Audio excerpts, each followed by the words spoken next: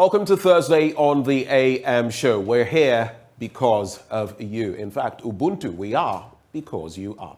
Thank you for joining us this morning as we get into another fantastic AM show. My name is Benjamin Akakpo. I'm always pleased to be with you together with Bernice, Abu-Baidoo, Lansah. Now, what can you expect this morning on the show? Well, we'll be serving you the news shortly. And right after that, we'll be joined for the news review by Bobby Banson, a lawyer. After that, we get into our big stories. And today, we have a conversation on ministers of state absenting themselves from Parliament. Now, why is that coming to the fore? Minority Leader Haruna Idrisu says their budgets, those ministers' budgets, will not be approved if they are not physically present for the debates. Mr. Idrisu is also accusing the majority leadership of denying the House ample time to consider the estimates of the various ministries, departments, and agencies. Joining us for that discussion, we have the Member of Parliament for Tamale Central, Murtala Mohammed, also the Member of Parliament for Botiano, Englishi, and Manfrom, Sylvester Tete. Both of them join us for that all-important conversation. But on the second belt of our big stories, we'll be contemplating the Ghana cedi, which keeps appreciating against the dollar. But ironically, it hasn't impacted inflation. In fact, inflation currently stands at 50.3% according to the Ghana Statistical Service. Question, what are the triggers? What's going to be the impact of saying, and how can the economy return to single-digit inflation? Is that something we should even expect in the next year or two? We'll be discussing those with our guests as well. But as I mentioned, the show is all about you. And so as the show goes on in the course of it, via our social media streams, you can share your thoughts with us with the hashtag AMShow. At the tail end, give us a call. Speak to us, because when you speak here, you speak not only to Ghana, but to the entire world. On that note, welcome aboard once more. Tell a friend to tell a friend. All the action is happening here on the AM show. Up next, the news.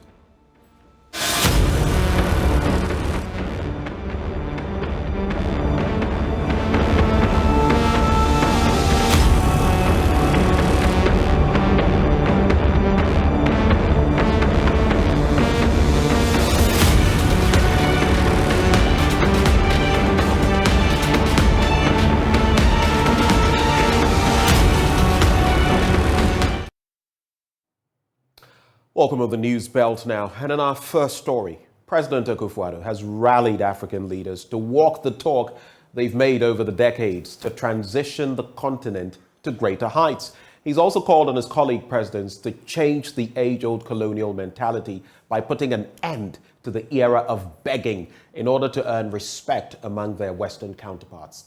He's been speaking at the opening session of the U.S.-Africa Leaders Summit in Washington, D.C. About the need to change our narrative and tell our own good story. Ladies and gentlemen, as the saying goes, nothing succeeds like success. If we work at it, if we stop being beggars and spend Africa's monies inside the continent, Africa would not need to ask for respect from anyone. We would get the respect we deserve.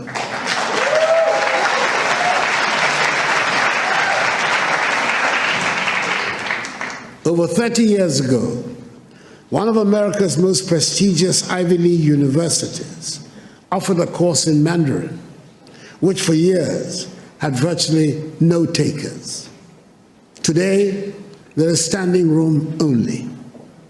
And it is not because the course is any easier. It is because the position of China has changed. 30 years ago, 20 years ago, China was nowhere near where it is today. China does not ask for anyone for respect now. She does not need it. Let us make our continent the prosperous and joyful place it should be, and the respect would follow. I thank you for your attention.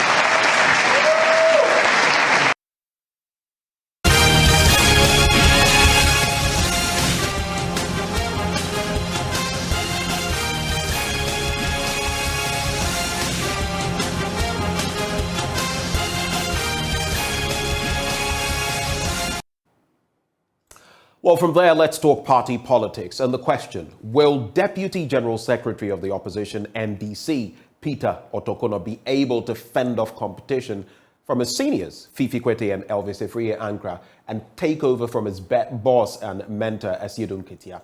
Now, with barely 72 hours to the NDC's national executive elections, Raymond Akwa in this report highlights Deputy General Secretary Peter Otokuno as he strives to be elected substantive General Secretary. Not overemphasize the role of the young people. And most importantly, let me emphasize that the wisdom of Solomon has nothing to do with the age of Methuselah. Dr. Peter Otokuno dismissing one of the major claims against him. According to him, what he lacks in age, he has been more than willing to make up for in experience. Yes, I've dedicated myself to the service of our great party, the National Democratic Congress. During this period, I've served in various capacities, both in government and as a party official. I've served as the head of research at the Communications Directorate of the Office of the President, as a Deputy Chief Executive Officer of the National Youth Authority, and as a member of the National Elections Directorate of the NDC, as a Deputy Director of Research, and the founding registrar of the NDC Party School, the Ghana Institute of Social Democracy. By the good grace of God and by your support, you elevated me to the high office of the Deputy General Secretary of the NDC. But is this enough to guarantee him a win over former ministers and party stalwarts like Fifi Kwete and Elvis Efriye Ankra? Peter Otokuno believes his trump card is that he learned from the best. I have submitted myself to you in all humility. I've learned from the best in the party. This humbling period of service and learning to the masses of our party has shaped me into a leader that does not only share in your dreams and aspirations for this party. Dr. Otokuno, however, has only one motivation for seeking the office, which is to make sure the party returns to power. But actually embodies the struggles, the dreams, and the aspirations. I know your desire to see a strong leader. I know your desire to see a stronger party. I know your desire to see a leader strong enough to combat and defeat a hostile, corrupt, clueless, reckless, and an incompetent opponent in the next elections. I know the aspirations of many young people, the men, the women, who strive and sacrifice for this party, even at the peril of their lives, at the various constituencies, to have a party leadership that is approachable, accessible, and sensitive to their plights, and most importantly, committed to promoting their growth and welfare. I know the aspirations of senior citizens and comrades to secure a future for the party they have so strived hard for and to build over the years, and also to consolidate their legacy that they have built with the party. Most critically, I know how important for you, the Ghanaian public, that the NDC forms a government in 2025 to deliver this country from the clueless, incompetent hands and tyrannical MPP. But this will not be an easy battle, despite the fact that he's seen as one of the favorites.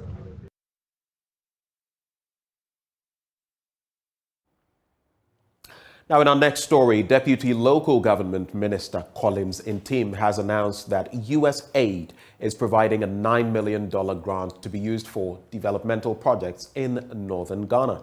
The resilience in northern Ghana, that is the Ring Project, will improve service delivery in health, nutrition, water, sanitation and hygiene, agriculture and social protection. Correspondent Rafiq Salam reports from Wa. The resilience in northern Ghana Ring 2 project is a continuation of the Ring project started in 2015 by the government of Ghana with support from U.S. aid.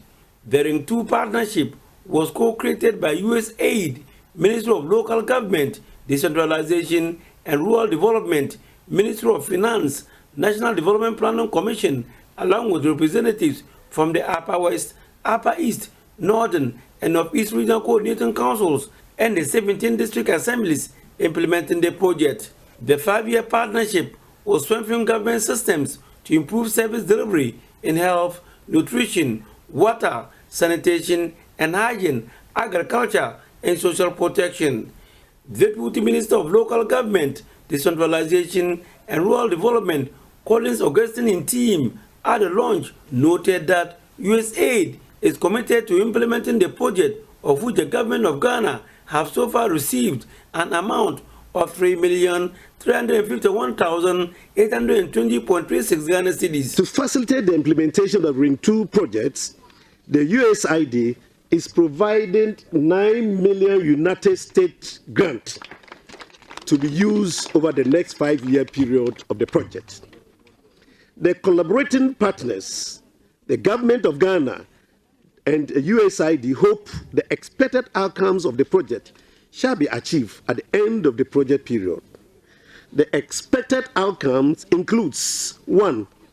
Sustained delivery of services that lead to improved nutrition, food security, climate mitigation interventions, and well-being of targeted communities. Now, a member of the governing board of the National Peace Council, Maulvi Mohammed Nur bin Saleh, is asking Ghanaians not to allow internal squabbles to disturb the peace the country currently enjoys. He says insurgents are currently operating in landlocked areas, hoping to penetrate the country to have access to the coastal areas to enable them import the weapons they need for their nefarious activities. Bin Saleh has been speaking at the swearing-in of members of the Upper West Peace Council, from where Rafiq Salam reports. Member of the governing board of the National Peace Council, Maulvi Mohammed Nur bin Saleh, speaking on behalf of the governing board chairman of the National Peace Council, Reverend Dr. Ennis Adujemfi, first dig out statistics from the conflict desk of the Upper West Regions Peace Council on hotspots, which placed the Sisala East at the summit of the table. That out of the 11 districts and municipal assemblies in the region, we have 20 hotspots as at 10th November 2018. The Sisala East municipality is the leading arena for disturbance of peace of the society, with 8 hotspots. This is followed by Wa Municipal with 6 hotspots, and then Sisala West has registered 4 hotspots. We also have Nandam and Wa West district assemblies with 1 hotspot each. These situations, when allowed to generate into violent conflicts, will deal a devastating blow to the peace as well as the socio-economic development of our region in particular, and the entire nation in general. Maulvi Mohammed Nur bin Saleh, who also doubles as the Amir and missionary in charge of the Ahmadiyya Muslim Mission, opined that despite the international applaud for Ghana being an oasis of peace in the choppy turbulent sub-region, chieftaincy, religious, land and territorial disputes, and recently youth uprising abound in the country.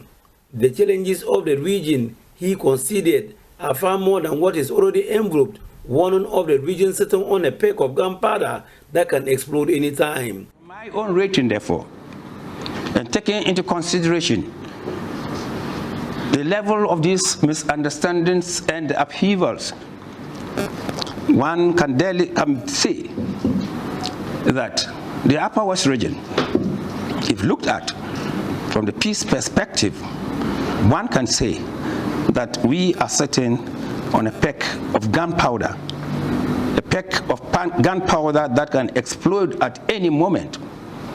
And if it does explode, it can be very, very devastating for our own existence as a region and by extension as a nation. Let's talk women's empowerment now. And the SOS Green Project in Kumasi is empowering women to be financially independent as a strategy towards overcoming gender-based violence and related issues that hinder equality. More than 1,000 women in the Ashanti region have been equipped with skills to run small businesses. The project will address financial dependencies that breed violence and maltreatment against women. Statistics indicate 31.9% of Ghanaian women have faced at least one form of domestic violence, including physical, economic, psychological, social, and sexual abuse. Team lead for the SOS Green Project, Vincent Ohene Into, observed the lack of sustainable source of livelihood for many women often account for such abuse. Speaking at his sensitization outreach in Kumewu in the Ashanti region, he expressed hope the empowerment program to equip women with skills for financial independence can help improve the situation. If there is anything that could prevent women from getting a decent source of livelihood, then that could be abuse.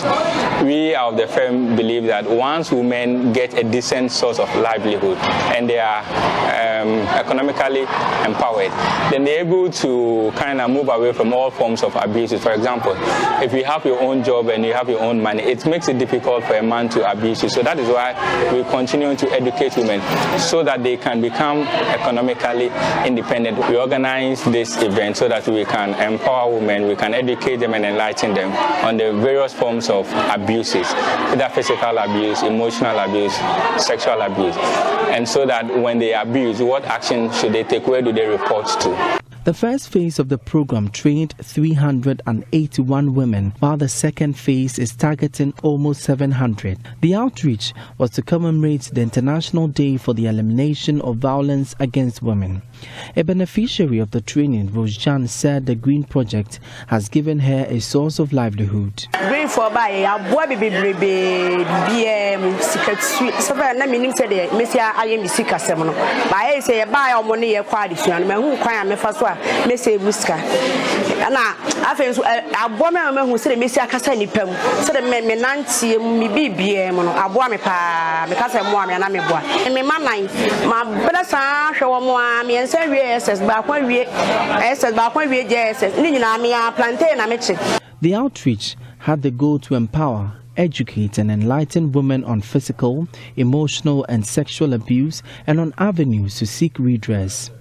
Assistant Social Development Officer at Kumewu Social Welfare Department, Vera Jemfi, observed high cases of abuse in the Setre Kumewu district. With Setre Kumewu district, it's a bit high, so we do the necessary welfare assistance, do the various referrals to dogs to SRAJ and court. Clinton Yeboah's report for JoyNews. Health and Education Directorates in the Birim North District of the Eastern Region have received a donation from Intiamwa Foundation to boost education and health in the district. There is more in this report. The Intiamwa Foundation has presented e-learning materials such as digital television sets, pen drives and boxes of learning materials to the education sector in the said district, and also donated 7 sets of desktop computers and UPS to 7 chips compounds in the area at a total cost of 105,000 Ghana cedis. Speaking to JoyNews, Shiva Banahini urged the Education and Health Directorate to take advantage of the items and use it for the intended purposes. These items are going to chips compounds, 7 chips compounds on Intiamwa Foundation's support for chips program, and then early childhood support program. Under the early childhood support program, we have 5 schools that we've selected this year to benefit from it. So we donated the e-learning materials and the learning materials, specifically TV sets, 11 Samsung 32-inch TV sets, and pen drives loaded with kids programs. These items are to also are to support the improvement of healthcare in the area. Specifically, there is this thing that the Ghana Health Service has introduced. It is the Ghana Integrated Logistic Information System. We want the chiefs to take advantage of it.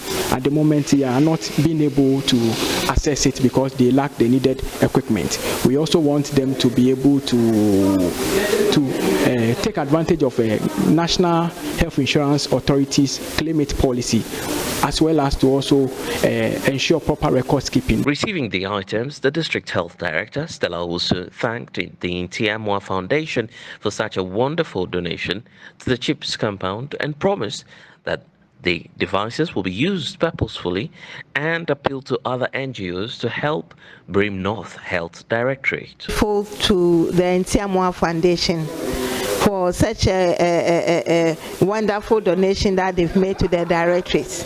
Indeed, it's going to support us in our data management, managing our government, that's the stores management, managing our claims, that insurance claims that we've been working on, and budgeting and all other softwares that we are using.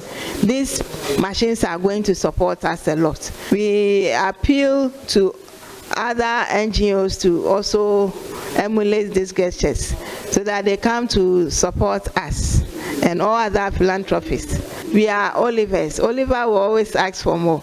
We need more of such support. So please do come and support us so that we also render the necessary health care that we are supposed to render to the entire country.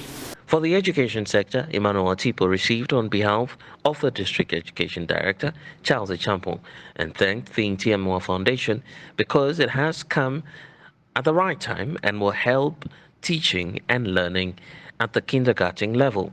He added that the education sector in the area lacks teaching and learning resources, and this will go a long way to help teaching and learning in the district, and therefore took advantage to call for help for the Bream North District. There are worthy teacher-learner resources for the KG. We need these items to enhance teaching and learning at the KG level. You know, at the KG level, the children use play activities to enhance their knowledge about their very surrounding. So these items would enhance that attempt at making the children appreciate materials around their surrounding, as well as appreciate what goes on in the further environment in terms of other children, the use of teaching learner resources that other children in certain jurisdiction use. We have the television sets, and that's what will enhance their interest in play activities. There were complaints about the shortage of teacher learner resources. We have them, but we don't have them in the numbers that you would want to have. We appreciate that we have teacher learner resources which are inadequate for the use of, especially at the KG level at our various schools. Thank you for staying. That is it for the news, but stay with us a little longer, shall you? We have the news review coming up, and of course we're joined by Bobby Banson. Do stay with us.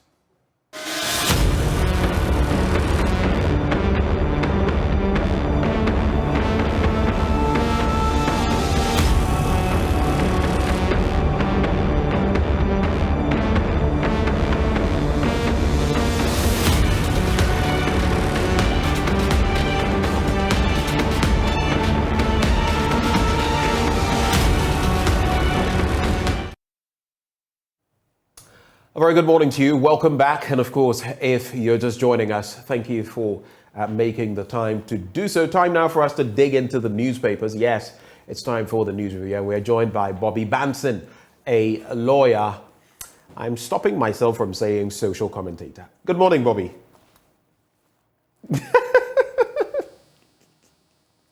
You would have to unmute, Bobby. If you put me in that bracket, the General Legal Counsel will summon me, ask me if I've started another profession. Well, technically, I mean, it's not a role, so to speak, but you comment on social issues, and I was just trying to find a better way of saying that, but it's really good having you on. And let me do Maybe this you can publicly. say I'm being a citizen, not a spectator. You're being a citizen, not a spectator, right? So maybe we should call you Citizen Bobby. Or Citizen Banson. Which one do you want? I would like the Citizen Bobby. All right, Citizen Bobby it is. Henceforth, I'm noting it down, Citizen Bobby. And in further interactions, I'll try to recall. Lest I forget, I just had to say this. It was really nice of you. I know you probably don't want me to say this on TV, but that latest book that Bobby Bansett has put together on civil litigation, he was gracious enough to give me a hard copy for free. And I really appreciate what you wrote in there. Hopefully the book inspires me to complete what I started. For those who know, they will understand. So Bobby, thank you so much. Thank you. You're most welcome, Ben. All right. So let's get into some quick stories from the papers. But before that, I'm sure you've heard of the minority in Parliament, the minority leader, Haruna Idrisu, who is saying, look, for those ministers of state who absent themselves during the debate of the budget and, budgets for their ministries as well, you keep doing that, we will not approve the budget for your specific ministries, especially on the back of what has happened when it comes to some members of Parliament flying to different places, some to Qatar, others simply being absent, 100, 150, all of them absent from Parliament, even while the budget was being debated. The question is this the way to go to whip these ministers in line? Well, I believe it's long overdue. Like I keep saying, or like I've said before, we keep hearing these threats from either side of the divide to crack the whip when ministers fail to appear before them or parliamentarians fail to be present during debates on such important matters. I just hope that we would have the minority or the parliament as a whole carry out these threats just to ensure that parliamentarians take their work seriously in this regard. And inflation is up again. It's another conversation we're having today. 50.3%. It appears, I don't know when it's going to slow down, especially now that it's crossed 50%. Quick reactions to that. It's interesting though. I have done this. I don't know whether you've bothered to do so. My monthly salary, I at least I have a few other things that, thanks be to God, sometimes rake in or bring in a revenue, but my monthly salary, right? I worked out inflation on it, and Bobby, I didn't like what I saw. Now it's going to be even worse. What's your take?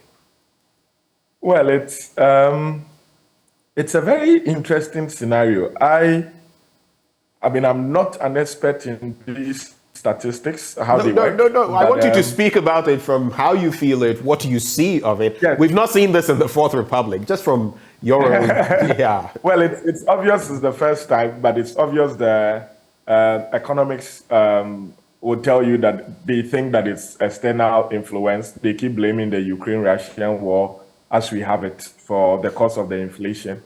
I have had the benefit of experiencing the cost of items outside the jurisdiction, outside Ghana within this period. And I must admit that it's not akin to only, it's not limited to only Ghana. A host of countries where those we think have proper systems are also experiencing these inflations. What intrigues me is that, normally we would say, okay, so the price of fuel goes up, price of things, transport goes up automatically. It affects the price of goods and services. Those that import say that because they exchange more dollars they exchange more cedis to buy dollars, then when they import, the cost also increases. And so it affects the price of goods that are imported. And we know that in our market, majority of goods that we have here are imported. But in the past weeks, 2 or so weeks, we are experiencing a very huge appreciation of the cedi against the dollar. So I think, or I'm expecting, from a lay perspective, that it's only a matter of time that the inflation rates may come down, even if it's marginally, or stabilize to help planning. Other than that, at this rate, and if the salaries are the same as we have it, then there will be a problem despite, all these external factors, the dollar, the fuel prices, we are seeing coming down.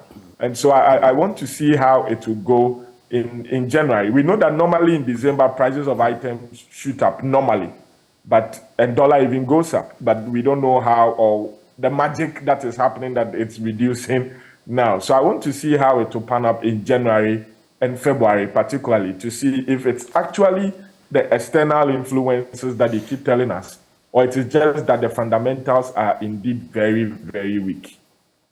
Well, that's something that we'll be looking forward to, definitely. If things become better, they become better for us all. But interestingly, inflation has been going up for about 18 months now, without a break, about 18 months. That's about a year and a half. Okay, so, and especially the hope was that by close of year, it would have started to slow down a little, shown some signs. But when you look at what we experienced the last time we saw an inflationary figure, which was for October, this inflationary figure is actually for November, then you see that it's really problematic. What I'll wait to see is the inflationary figure for December. Then I'll be able to make my own deductions from there. But thanks for your thoughts on that. Let's get into the Daily Guide newspaper. Approve Kumsin Gaiwu for Supreme Court. That's according to the committee. We know about the two who were approved recently. Well, I'll be going to that story on page 3. But the banner headline, Stop Begging, Let's Make Africa Great. And I have an interesting take on that as well. Don't compromise on human rights, that's according to the Attorney General, and reserve 30% of parliamentary seats for women. And this is a former lecturer of mine, Dr. Mame Adjoa Jechijando, former head of the Political Science Department as well at the University of Ghana. While I agree with her that there should be some mechanisms to ensure that women participate more in Parliament, I'm wondering whether some reservation of seats is what is the way to go, and how that would impact, the voting public. But let's start with the story about making Africa great. President Akufo-Addo has asked African leaders to find ways of putting an end to the habit of constantly begging for aid, but rather implement policies that create opportunities for citizens and improve their lives. He said this had become critical because the perception of the continent from the diaspora had often been that of disease, hunger, poverty, and illegal mass migration. According to him, the time had come for the diasporan community to help change the often skewed and negative perception about Africa. The president, who was speaking at the Young African and Diasporan Leaders Summit held on the sidelines of the U.S. Africa Leaders Summit in Washington, D.C. on Tuesday, said, quote, "The urgent responsibility we face is to make our countries and our continent attractive for our people to see them as places of opportunity." I agree with the president. We should do that. We should make the continent a place of opportunity so that the teeming youth, the masses, in fact, the projections are that by 2050, there'll be so many more young people. Over 50% of Africa's population will be young people, youth. But you look at the continent, and like Mo Ibrahim, the British Sudanese billionaire, will ask, where is the continent headed? Look at our leadership in what's its name? Is it Equatorial Guinea? Their president is having a 6th term. He's the longest serving president in the world. Dude can barely walk. I'm sorry. We saw that situation in North Africa where a president was in a wheelchair, still wanted to go on. I always say this, I'm not engaging in ageism, but we need fresh thinking. KSM was on my show the other day and said that, look, a lot of our leaders are analog. They are not digital. They are not thinking along with our current world and its dynamics. But right before you come in, Bobby, so on that beat, why, and I just want you to share your thoughts and then I'll not go back to it, why I have some concerns. I noticed that when we're talking about our staff level agreement with the IMF, we had in there Ghana Beyond Aid, Ghana Beyond Waiting, Ghana Beyond Aid, and we're still, it's not to say any country will go beyond aid fully, but even the impact of the optics of it, Ghana Beyond Aid, and we're going to borrow from the IMF, even as the president says we should make Africa great again. Over to you, Bobby. Well, Africa is a great continent. We have always been great. I always say that it's purely a matter of leadership. Our leaders are not, or the leaders of the countries that are doing better, in our opinion, are not better than our leaders here. We have examples of leaders who are doing better than other leaders in the West, leaders in Africa who are doing better than leaders in the West. Some definitely are, a few of them. Yes, for example, the president of Tanzania, the woman, I read that she canceled the celebration of their Independence Day this year and decided to use the money that had been allocated for it to building schools or doing something in certain villages. $445,000 is what they saved. And they were going to use them to build dormitories for deprived communities. That's what they did. Yes. And if you look at leaders like this on the African continent and what they are doing, and you ask yourself, it's not an issue of the location of that leader, whether the leader is in Africa or where the leader is. Africa is great. I do not follow the narrative that we need to make Africa great again. No, I think that we are great. We only need to have right leaders. And then, look at the forum where we go and say, don't stop begging. I don't believe that it was said during a summit of African leaders in Africa. Was it? So this was in Washington, D.C. Exactly. So you are there. They have invited you to come and discuss how to collaborate to build your continent. And we know that they don't give or they don't collaborate for free. They always ask for things in return. And throughout history, the countries that have stood up against some of these so-called aids in exchange for a certain level of influence have always in the long term ended up being better. I think it's only a matter of the leaders leading us in such a way that we understand the need to sacrifice in the short to medium term for us to benefit as a continent or as countries, African countries, in the long term. Majority of the natural resources are found here in Africa. What we need are the human resources. It's not the first time that we've heard our president or president from the African continent, for that matter, going to say, stop begging, or we will stop begging. We still go to IMF to literally do what? To come and tell them that we cannot manage our economy, come and help us manage it, or guide us to give us some level of integrity so we can go back and borrow. And borrow to do what? Borrow to invest in projects that will not yield any financial returns directly, employment-wise, or things that will not benefit us in the long run. And so it's purely a matter of leadership. It's not enough to say, let's stop borrowing when we come back home and do exactly the reverse of what we've been preaching about.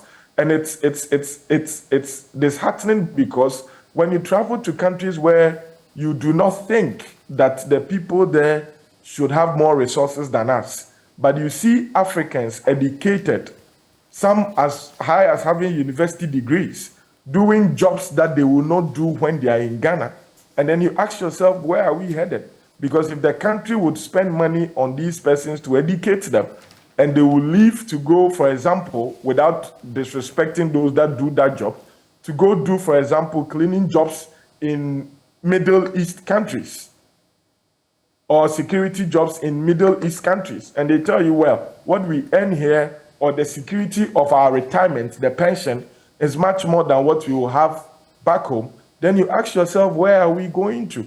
So we should stop telling us we will not beg and start doing things that in the long term will benefit all of us instead of only thinking of the short term. That is the problem with our leaders, only thinking of elections, what we will do in the short term, how to expend the natural resources, without investing on putting together a solid long-term plan that we would abide by, or the whole country, irrespective of your political affiliation, would follow through. Look at countries like Singapore, like Malaysia.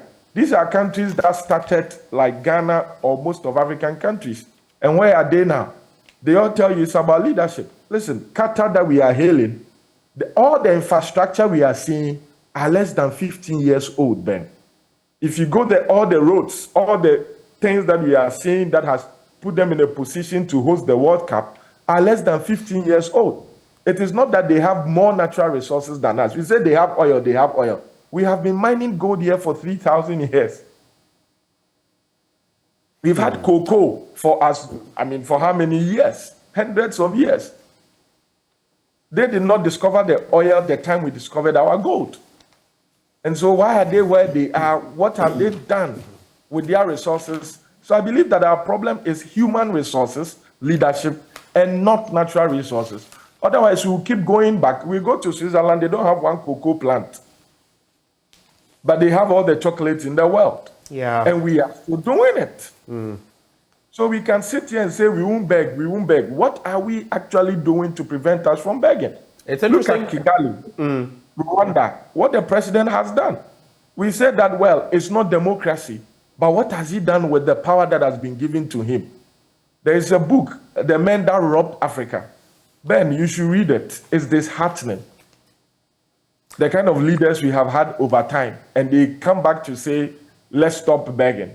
Let's stop begging. Yeah. Meanwhile, they're doing the very things that will not only let us, this current generation, beg, but future generations beg. They go for loans that will be paid in 20 years by their children's children. So they are setting the foundation for them to come and beg. Exactly why I am frustrated with this kind of rhetoric, because honestly, this rhetoric means nothing, absolutely nothing to someone like me. How long have we been saying Ghana beyond aid, Ghana beyond waiting? Anyway, let's get into other stories. So page 3, there's also approved Kumsin. I'll blaze through them. We have just about 6 minutes before you leave us. Approved Kumsin Gaiwu for Supreme Court. That's according to the Committee of Parliament. The Appointments Committee, by majority decision, has recommended to the House the approval of the nomination of Justice Ernest Yao Gaiwu and Justice George Kingsley Kumsin for appointment as judges to the Supreme Court. The two were among 4 nominees considered by the committee as justices to the Supreme Court, pursuant to Article 1284 of our Constitution. Of course, initially, we had the approvals for Justices Barbara Francis Akayensu and Samuel Kwame Adibu Asiedu for appointment. I'll get your take on that. There's also the bit about reserving 30% parliamentary seats for women, and commissions, that's the Constitutional Review Commission, has been charged to consider a quota system in any future review process by reserving 30% of seats for women in Parliament. A former head of the Political Science Department at the University of Ghana, Dr. Mame Adwa Jechijando, who said this when she addressed participants at the Professor Michael Quay Center for Constitutional Studies at the Institute of Economic Affairs in Accra, said such a move would lead to active and increased participation of women in politics. Quick reactions to these two stories. Well, I have had the privilege of appearing before the two judges, Justice Kumsin and Justice Gaiwu, and I have no doubt that if they are given the opportunity, they would do their best to expand the frontiers of the law or dispense justice to the best of their ability, and I wish them the very best in this regards. As to the reservation of seats for women, then I think that as a society, we should go past some of these, for lack of a better word, demands. For me, I think we should focus on reserving admission into, or encouraging, not reservation, encouraging or putting together systems that would encourage all levels of or persons, no matter of the gender, which is in our constitution anyway, access to our educational system.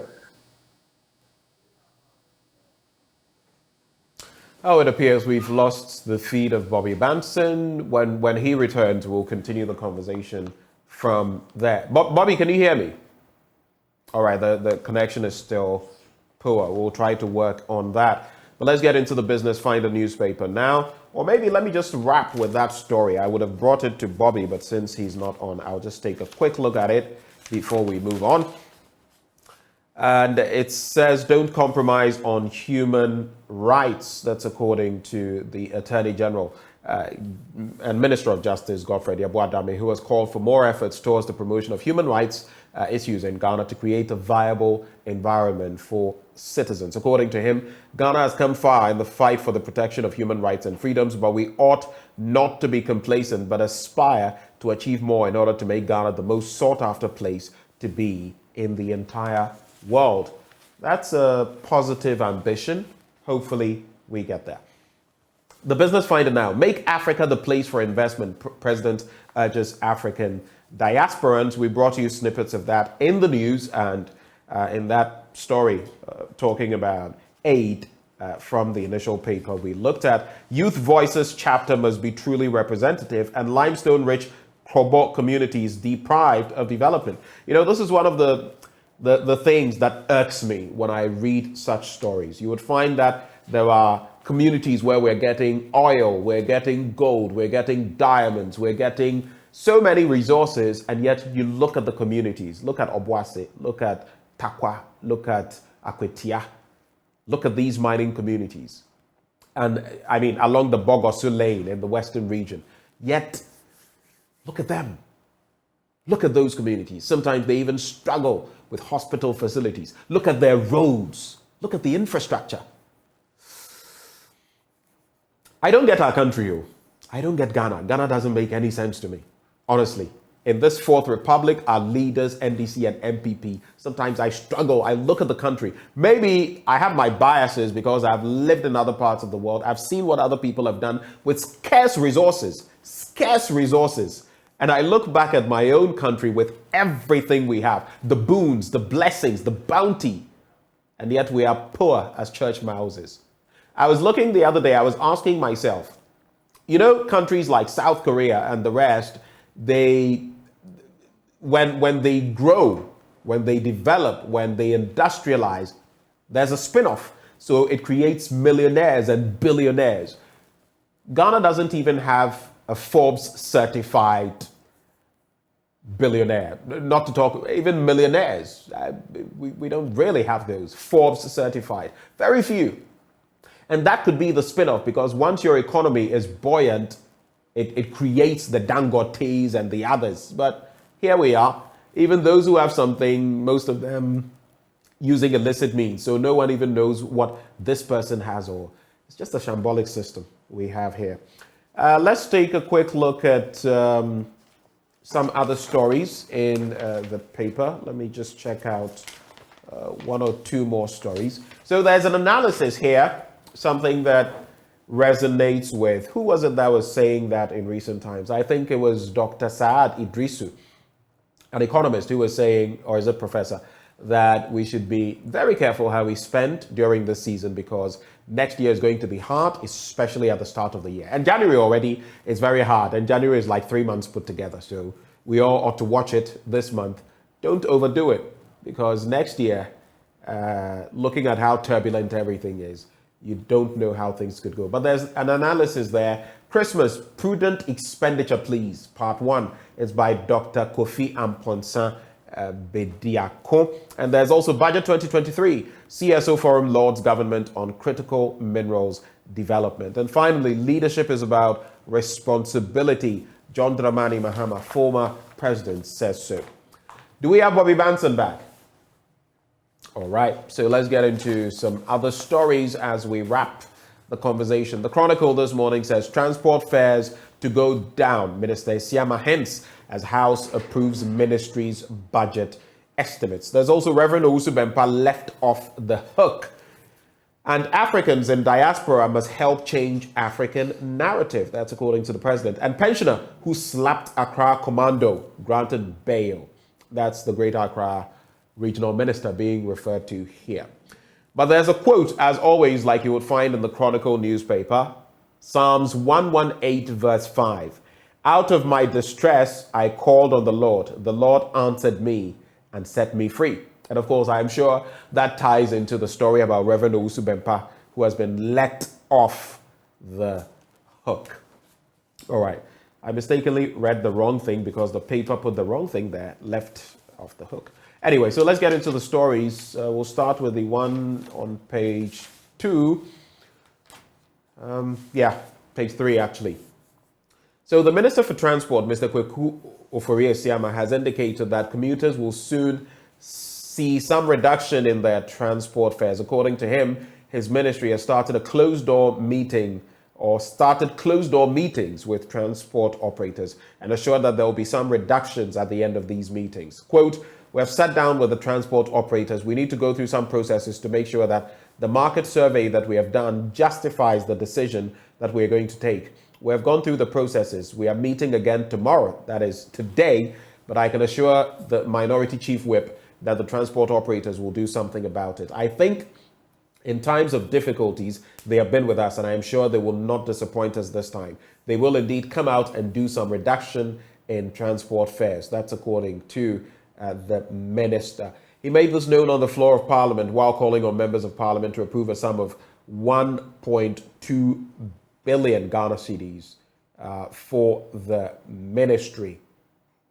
Yeah, so that is it for that story. There's also Reverend Owusu Bempah let off the hook, and the Accra Circuit Court 8, presided over by Rosemary Ba Tosu, has struck out a case brought against Reverend Isaac Owusu Bempah and the 3 others as withdrawn. The case was struck out yesterday by the court after it was informed by the prosecution officer, Inspector Jonas Lawe, that the state was formally withdrawing the charges against the Reverend Minister and the others. The others were Michael Boateng, Frederick Ohene, and Nathaniel Ejekum. However, no specific reason was given by the state. You see, this is an interesting case that I would have wanted to run by Bobby Banson.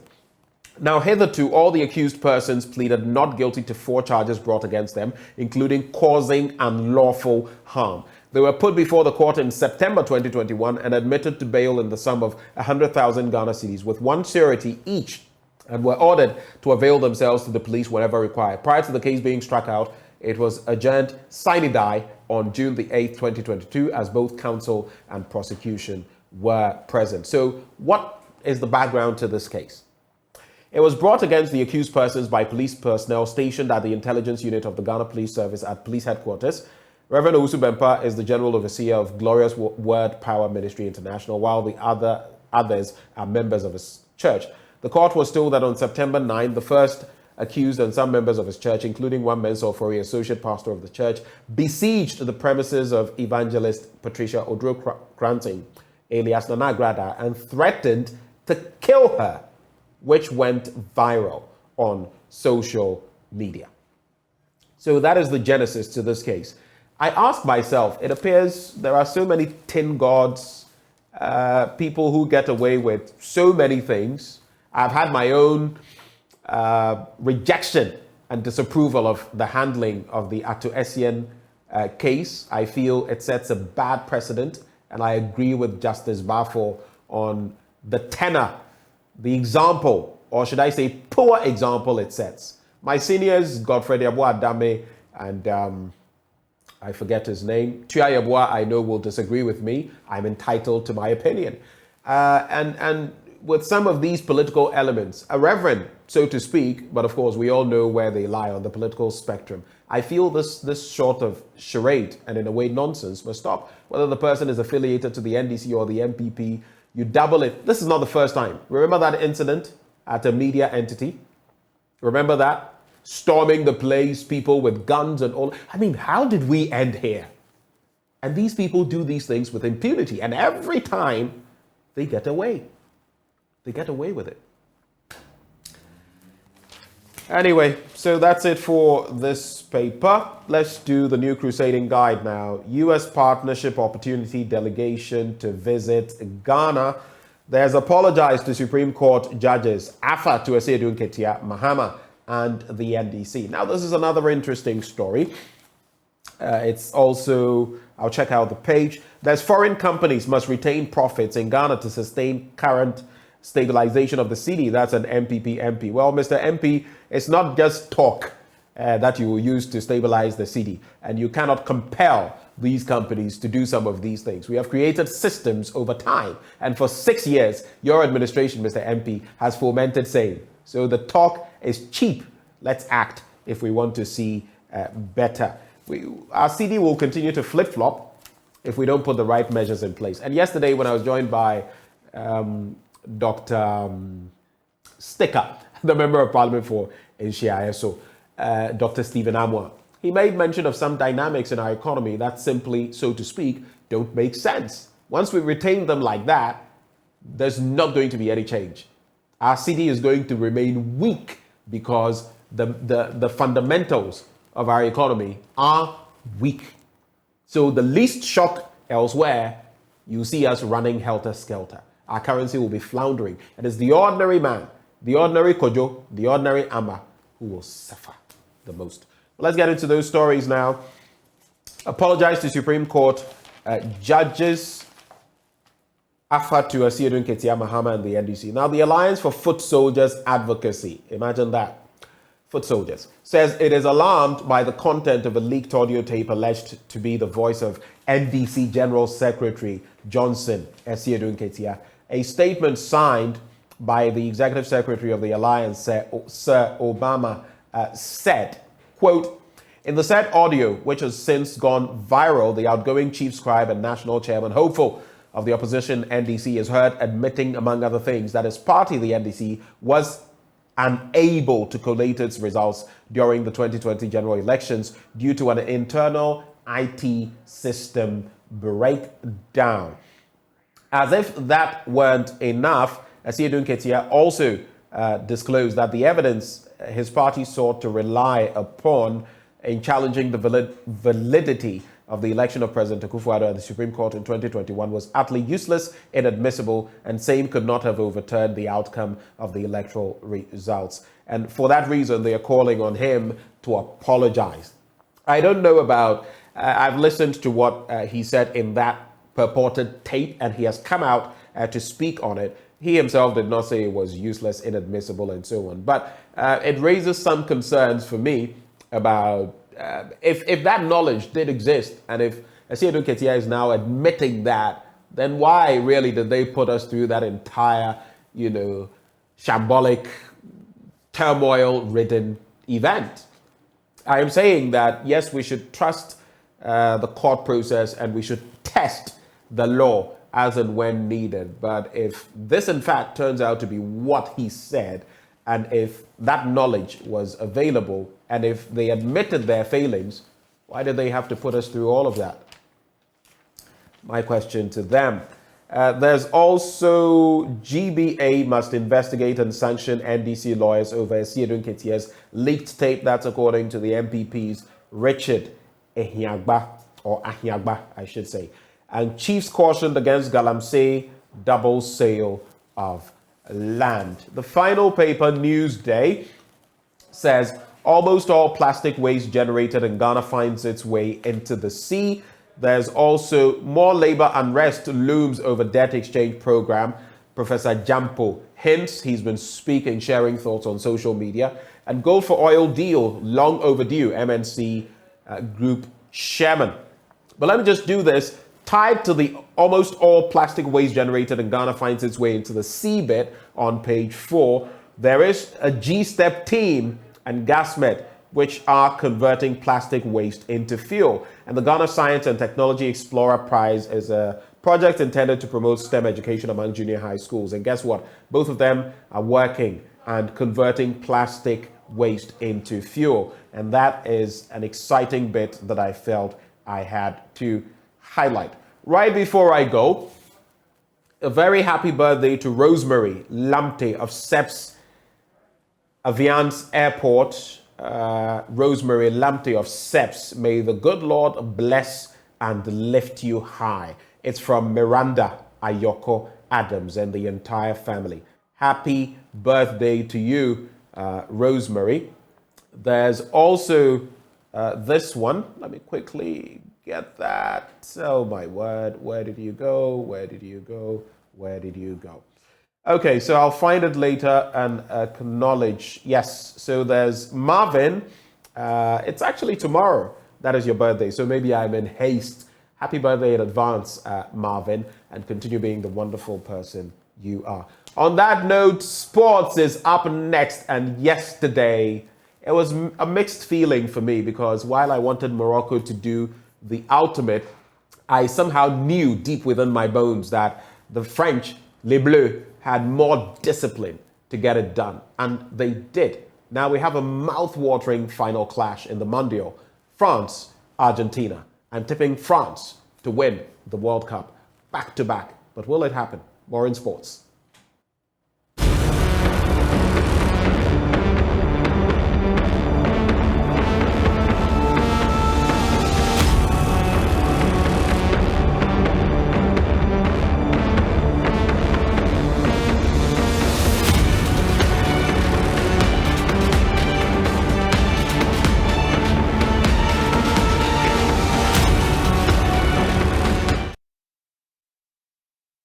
It was an all-night party, and that party has not ended in Paris, Lyon, Nice, and many other places in France. However, in the African continent, and Morocco to be precise, there are tears in Marrakesh, there are tears in Casablanca, there are tears in Rabat because the Moroccan dream has come to an end, courtesy of Kylian Mbappe's France that has secured a grand finale to the FIFA World Cup back-to-back.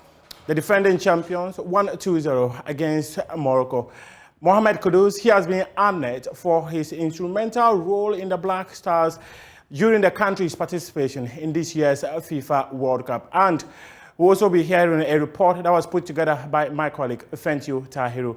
I am Muftau Nabila Ablai. This is AM Sports. Let's start with the action on the field when France came up against Morocco in the second semi-final of the FIFA World Cup. It was the French team that took an early lead, but Morocco came back strongly in the contest. But their energy was not enough to get themselves back as they were seeking to become the first African nation, not just to make it to the semi-final of the FIFA World Cup, but also book a ticket to the grand finale. And that dream ended when the French secured a second goal that came from Kolo Muala.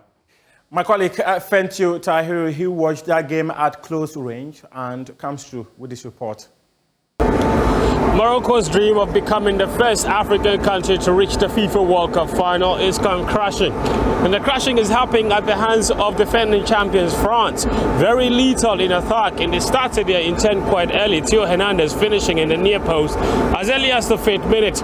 Morocco have never been behind the entire tournament, and this was a different test of different qualities. And they responded quite well, played majority of the possession and created decent chances. The best of them falling to defender El Yamik, his acrobatic effort cannoning off the post towards the end of the first half. At the start of the second half, Morocco coach Redraghi made quite a few changes and it almost paid off. Morocco dominated, created opportunities, but the nail in the coffin came at the hands of Kolo Muani. An 80th minute substitute with his very first touch of the football, putting the game beyond the Moroccans. At the final whistle, the Moroccan fans, 68,000 of them inside the stadium, applauded their players. Surely they know history had already been made. And they could go another step better on Saturday when they return to this stadium to take on Croatia in the 3rd place match. From the Al Bayt Stadium in Al-Khor, Fentiu Tahiru for Joy Sports. And as Fentiu was there at the media center enjoying the game, the fans of Morocco, they were having a party because it's a back-to-back final for the French team. The defending champions of the competition will come up against Argentina in the grand finale on Sunday, and some supporters have been speaking ahead of that game. It's been final, as you can see. What are you expecting in the final itself against Argentina? Very tough game and close game, but hopefully we can win. My prediction is 1-0. There's so much for France. What? There's so much success for France. Yeah. You guys don't really feel this one, right? Yeah, no, but we're happy, but I have no more voice, so I can be. It's hard to be more excited. It was really great. I already said what I have to say. That's already said what you have to say. So tell me, how big is this birthday present for you that France in the final? That's so great! All right. How excited are you? I'm very excited, but thank you, I'm done. It's done for me. You're done. Too much. How excited are you? Super excited. Super excited.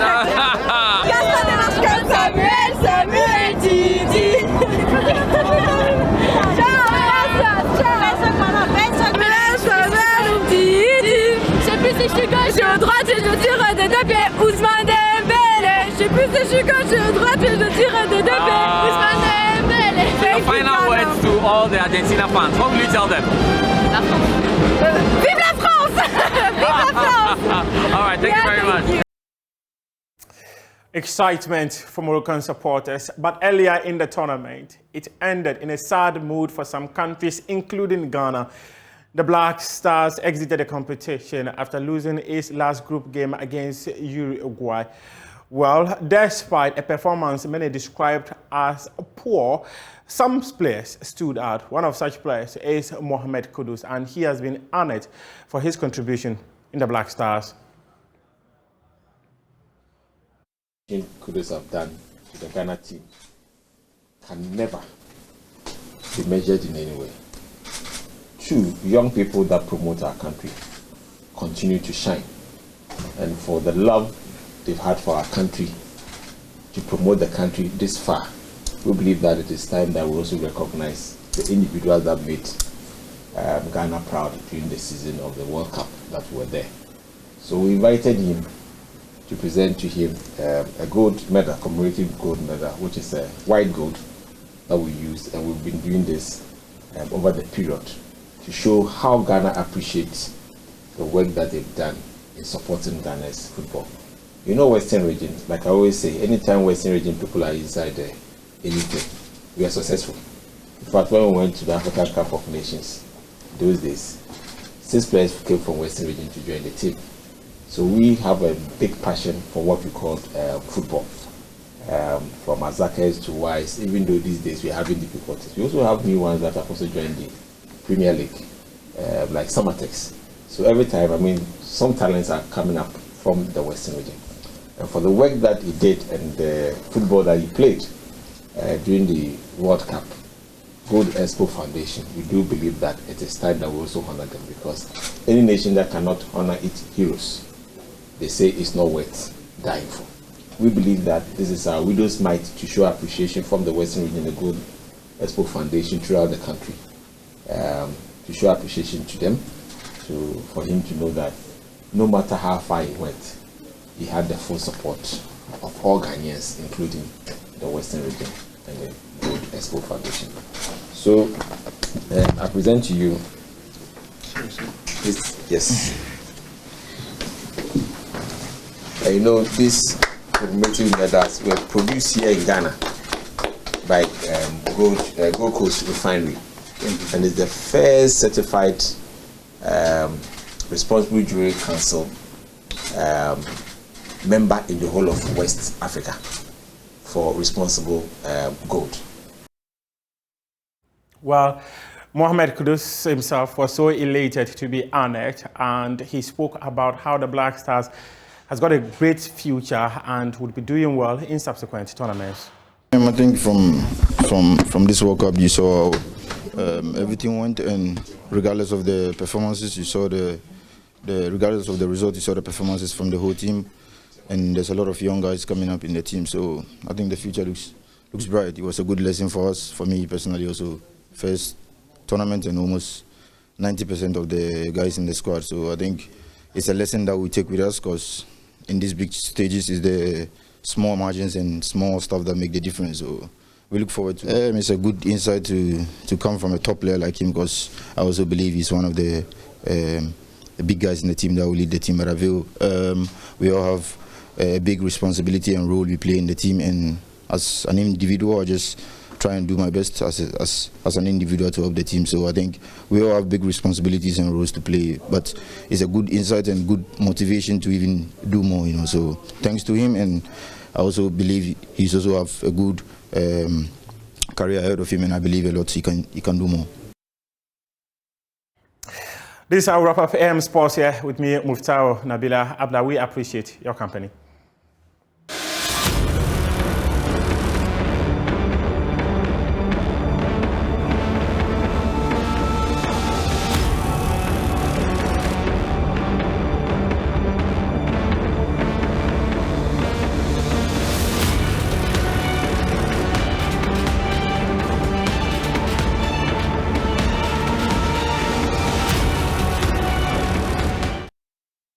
Thanks so much for staying here on the AM show. I'm Bernice, Abu-Baidoo, Lansah, and it's now time to delve into issues of national concern, also focus a bit on Parliament and what's been happening there, and also take the thoughts of my guests on our latest development with regards to the IMF and the hopes of securing that $3 billion loan from the fund. Well, joining me this morning, Murtala Mohammed, MP, Tamale Central.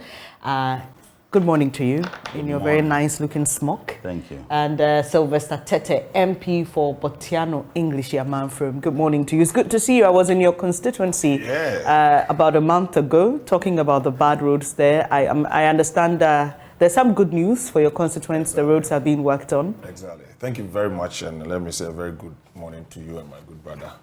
And thank you for coming. And I think that, I told you the last time I told you that plans were far advanced for the beginning of the construction of 6.2 kilometers, of which 2.5 had already been awarded, and it has started from the West Hills Mall side towards the top, and then hopefully very soon another 3.8 will be starting from that Jasco Junction where we had that particular interview. To my constituents, I will always be grateful to them and thank them for the patience they've had to endure the deplorable state of roads in the constituency. And that's not the only place. Additional 33 kilometers has also been approved, and we are hoping that contractors will come to site. And those that have been stored in the budget line, in the budget allocations for clearance of arrears, I hope that the ministry will work assiduously to pay the contractors for them to return back to site. And so this is fully funded by the Ghana government? Yeah, it's a GOG funded project. Right. And I am hopeful that with the policy statement of a 2.5% VAT targeted at the road sector, I mean, if we should ring fence it specifically for that, then I'll be hopeful that most of our roads will be done. And that's what we are all looking forward to. As we tighten our belt to support government, we will continue to urge government, yes, to do. For roads in this country, every MP, every constituency, every municipality is in dire need of roads, because that is what drives our development. But there are some who have more need than others. Of course, like mine, your roads there are very it's the West. When the minister visited, he acknowledged that this is the worst hit area in the entire country, or places that he had visited. Right. Yeah, because if you go to Botiano English Amanfrom, over 1,700 kilometers of roads tarred are less than 5%. So you can imagine that people cannot access their homes. So clearly, I think that we'll get there, and we are getting there. Murtala retorted while you were speaking. He of course. What's the problem? Why, you don't have any good news from your constituents? No, when he said that we should tighten our belts. I said, as we tighten our belt, of course, everybody is tightening his. No. You people, you don't even have belt hooks. Can you imagine? They don't have belt hooks. What they have decided to do is to rip off even the belt hooks. Interesting. They threw the belt somewhere and then gathered at the Flagstaff house and said that, look, we need to get off these belt hooks. If not, they would demand that we also tighten our belts. You can't tell us to tighten our belts when you have thrown away your belt and remove your belt hooks. But then their trousers or whatever they're wearing will fall off, isn't it? They use, what do they call them? Braces. Braces. Interesting. But let's focus on parliaments, because the last time you were here, you told us about the plans of the minority to fight against some introductions in the budget. You spoke about the VAT, but quite recently we saw you specifically on the National Cathedral project. We know that there are concerns, but what are the specific issues you have with it now? Well, first and foremost, let me be very clear. We don't have a national cathedral. There isn't anything called National Cathedral. What we have is President Nana Ado's cathedral. I'm wondering how a personal pledge with your creator becomes a state responsibility. So tomorrow, another presidential candidate wins elections and says that I had a pledge with Satan, and that I pledged with Satan that I was going to do this, and therefore it should become a state responsibility. Absolutely ridiculous. Now, the president never mince words. He said that this was a personal pledge. Now, we're also told by the same president and his numerous communicators that the state was not going to commit any money into it, that the only money that was going to be provided by the state was the seed money. We have very respected, religious leaders in this country who also went to town with the same narrative. I don't know what discussions they had with the president, that there wasn't going to be any commitment of a dime of the state on the project except the seed money. And that explains why in the 2018 budget, they said that the government was going to provide only the seed money. Now, as we sit today, I believe your station has been to the site. Not even a block. Not even a block. Government has already sunk 339 million Ghana cedis on the project. These are not my words. These are words by the Minister for Finance in his response to questions that were asked by the ad hoc committee. The response given to the committee and therefore Parliament was signed by the Minister. And he stated that they have spent so far 339 million Ghana cedis. Isn't that ridiculous? That 339 million Ghana cedis has been spent on a project that you can't find even a block. By the way, the land was not bought. The land was state land. And I can tell you that with all the detail the minister gave, he said they have paid so far over $25 million to the architect, one Ajayi. Look, let me tell you something about that same company, that same Ajayi. 2008, with the anticipation of MPP winning elections and President Nanado becoming president, he opened an office in Ghana. When Nanado could not become president, he closed the office and left this country, only for him to come back. Those are reasons you are alluding I'm to coming. his actions. Let me just finish. Only for him to come back. Only for him to come back in 2017. So everything he ever wanted to do was to support this government to see how they could rob this country the more. And I'm saying this for a reason. Burj Khalifa, it is the biggest, more complex building, the tallest building in the world, more complex than the cathedral. We've all seen the designs. The architect was paid $5 million. Now, let's say that this was a different architect. This same idea, this same person they think that we should celebrate, who has no sympathy and empathy for this country. He designed the African American Historic Museum in America, which is bigger, complex than the cathedral. He was paid a little over $5 million. Now he has been paid $25 million. $25 million. If this is not thievery in the name of God, how can you describe this? It's unfathomable. So when you tell me that we should tighten our belts and you do this, to be very honest, I believe my former department, Department of Architecture and Planning at KNUST, there are students, the final year architecture students, who can design something more complex and better than what we have been given. Now, how does the man feel? The Ajayi man, a Ghanaian, they say we should celebrate him. He's an international architect, a well-renowned architect. How does he feel that if they pay him $25 million for this project, now, does he have a very good slip when he ponder how much he was paid in a similar, more complex project in America where he was paid a little over $5 million? But let me also make this point very clear. When we raised issues about this, and we said that you could not be taking money from the contingency fund for the purposes of a project, and more so when it involved an international entity. It doesn't matter whether the person is a Ghanaian or not. But if you have that, now we said, one, he needed parliamentary approval, which was never done. So it was illegally done.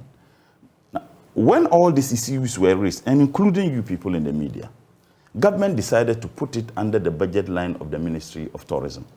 I served on the Trade and Industries and Tourism Committee. Well, that is how the committee is called. So it involves two ministries, Trade and Industries and Tourism Committee.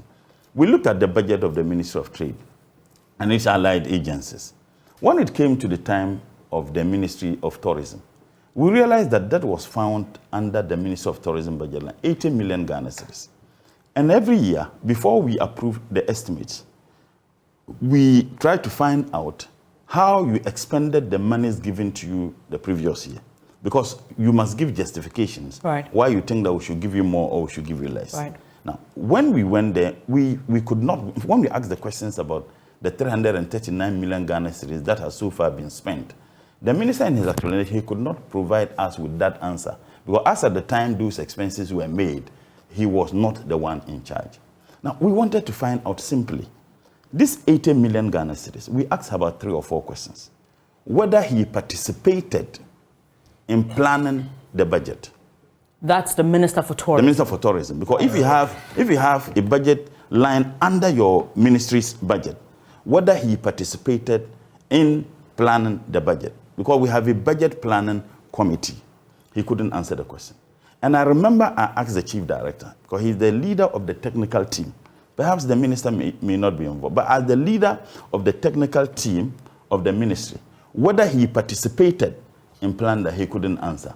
The heads of agencies who were there couldn't answer. That was one question. Two, we also wanted to find out whether the project was under an agency within the Ministry of Tourism or it was directly under the head office, that is the Ministry of Tourism. They couldn't answer the question. We also wanted to find out the items, the breakdown of the 80 million, because if you have an 80 million total sum of the budget, you need to indicate in the budget 20 million is for this, 10 million is for this. Nothing. They just put 80 million. Shockingly. I'll give you time. I'll give you time to respond.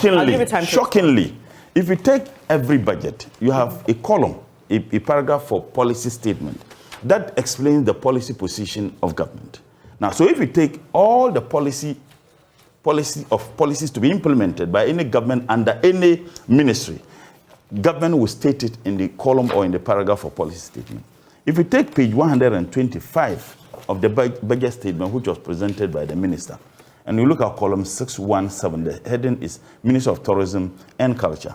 There is no mention of cathedral. So you suspect that this is just being done? No, I'm just getting to it. There is no mention of cathedral. You only find the cathedral being mentioned in the appendix. And in the appendix, they haven't even provided the details.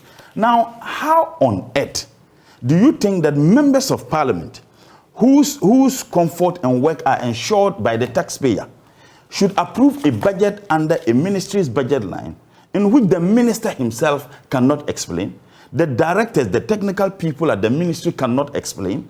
They just put the 80 million Ghana cedis there. They have not provided us with the breakdown of the 80 million. They haven't provided us with response with regards to the 339 million Ghana cedis that has so far been spent. Another very critical question we asked. We wanted to know how much is now left for the project to complete. Because if you spend 339 million, and I will bring 80 million, is it that the 80 million would complete the project? The minister and this government could not tell us how much is now left. And us refers to the committee. The committee, and even, I mean, that's parliament, because it's a committee of the speaker. As if we are zombies, that they bring it there, we should just sign. It will be unquestionable if we approve this thievery. And to be very, no, it is thievery. Look, it is. Slide. But what is it? I'll give you time. If this is not thievery, what is it? So let's conclude. I want to ask Sly. I want to ask Sly. Can I? Sly, I want to ask you. Please. Fear God, look into the cameras and tell me that will you pay $25 million for the designs? Please, Sly, can I? You would have the chance. Sly, look, let's call a spade a spade. It's thievery. No, please stop this. This is thievery. This is right. No. Slide.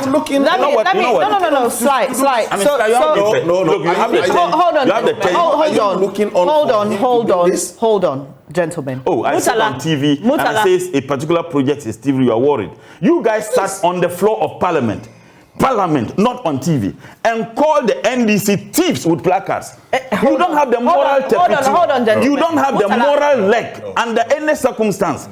You don't have the moral leg. Can we move on? I'm saying that the conclusion of your point is that this project, as huge as it is, one of the major ones this government is embarking on, it has been put under a certain ministry.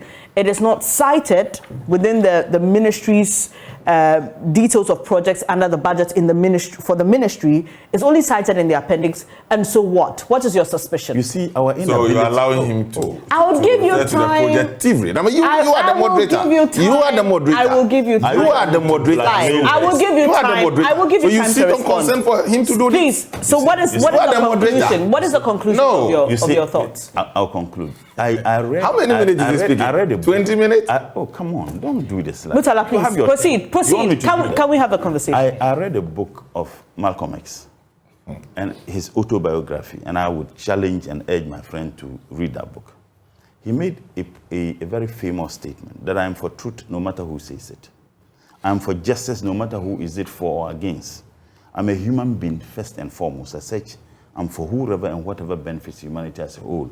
Maybe if I can borrow his words, and let me acknowledge, lest I'll be accused for doing what President Nanado did in his first inaugural speech, so that I'll be accused for perjury.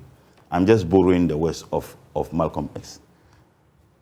I'm for truth no matter who says it. I'm for justice no matter who is it for or against. I'm a Ghanaian first and foremost. I am for whoever and whatever benefits Ghana as a state. Right. I want Sly to answer me. whether sincerely, I'm concluding, Sly, whether sincerely you will pay $25 million to Ajayi for the designs we've all seen.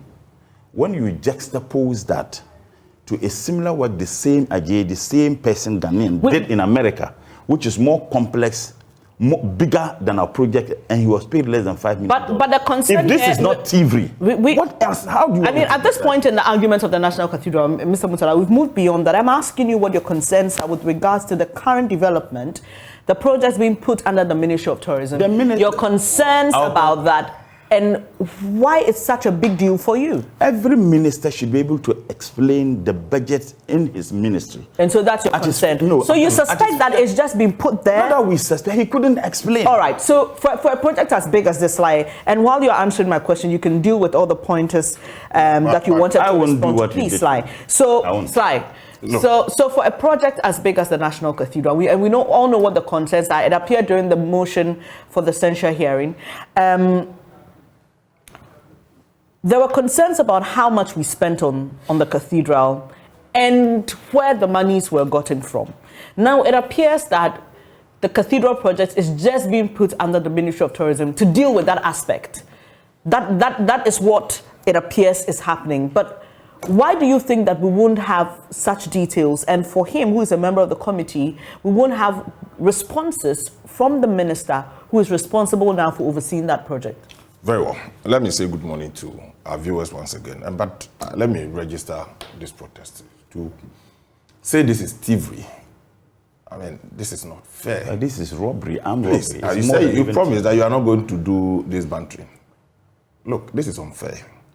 To see it on TV and call an ongoing project a thievery, this is most unfortunate to come from a member of parliament. Why? It's the most unfortunate. How do you arrive by the fact that it's a thievery? You want me to? Just because, no, please, you had your time. Just because you disagree with the project, you call it thievery. It's the most unfortunate thing to have happened to our democracy, and we wake up as early as 5 o'clock, come and sit here, and that's all you can do, simply because you disagree. Not that I disagree. He's given his reasons why he thinks that we've been challenge those reasons. No. Play the ball, don't play the man. Challenge the reasons. Challenge the facts I have provided. Can you allow him to respond? You see how it feels. You gave a quote. You see, so it's just a political. I say you see how it feels. It's not about the substance of the discussion, but the political equalization and political expediency. Because if you are telling me, I see how it feels, but let me go back to the quote. No, of my interjection, that's what I'm saying. No. You are worried that I'm interjecting, but you were doing it inside. Can we hear you, Mutala, please? No, can you hold on? About 20 minutes. Go ahead. I just want to see it and then proceed. It is not. I looked at the time. Let's go on. Sly, can we go on? Yeah, we can go on. Yes. 7:30. Please proceed. Please proceed. 7:30. Look, let me say this. It is not. We can't take what Mutala is saying for a fact because the committee's report is not out yet. That the minister had not been able to explain it. Okay. Yes, because every committee's work, until you have the report, you can't say that for a fact. Okay, but what about the concerns he raised in the budget itself? No, please. So we all know that this project is ongoing.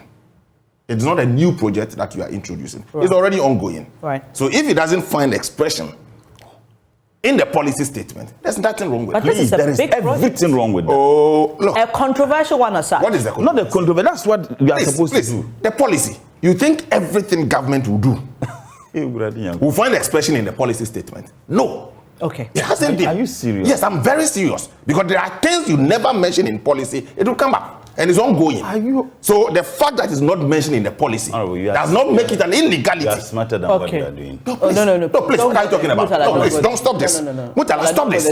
Are you saying that every government project? No, let him speak. No, what are you saying? That if the thing is not in the policy statement, it means it's an illegality? Have I said that? You haven't said so. So there's nothing wrong with the fact that the thing is not in the policy statement. That's fair enough. The most important thing is about the questions you are raising. Let's find answers to them. Right. One, the project. First of all, we must all agree that this is a national project. No, we haven't all agreed. Well, you can disagree. We haven't. You can disagree. We haven't. National Cathedral. It's the Nanado's Cathedral, not a national cathedral. What is we haven't all agreed. It was not even in your manifesto. It was not even in your manifesto.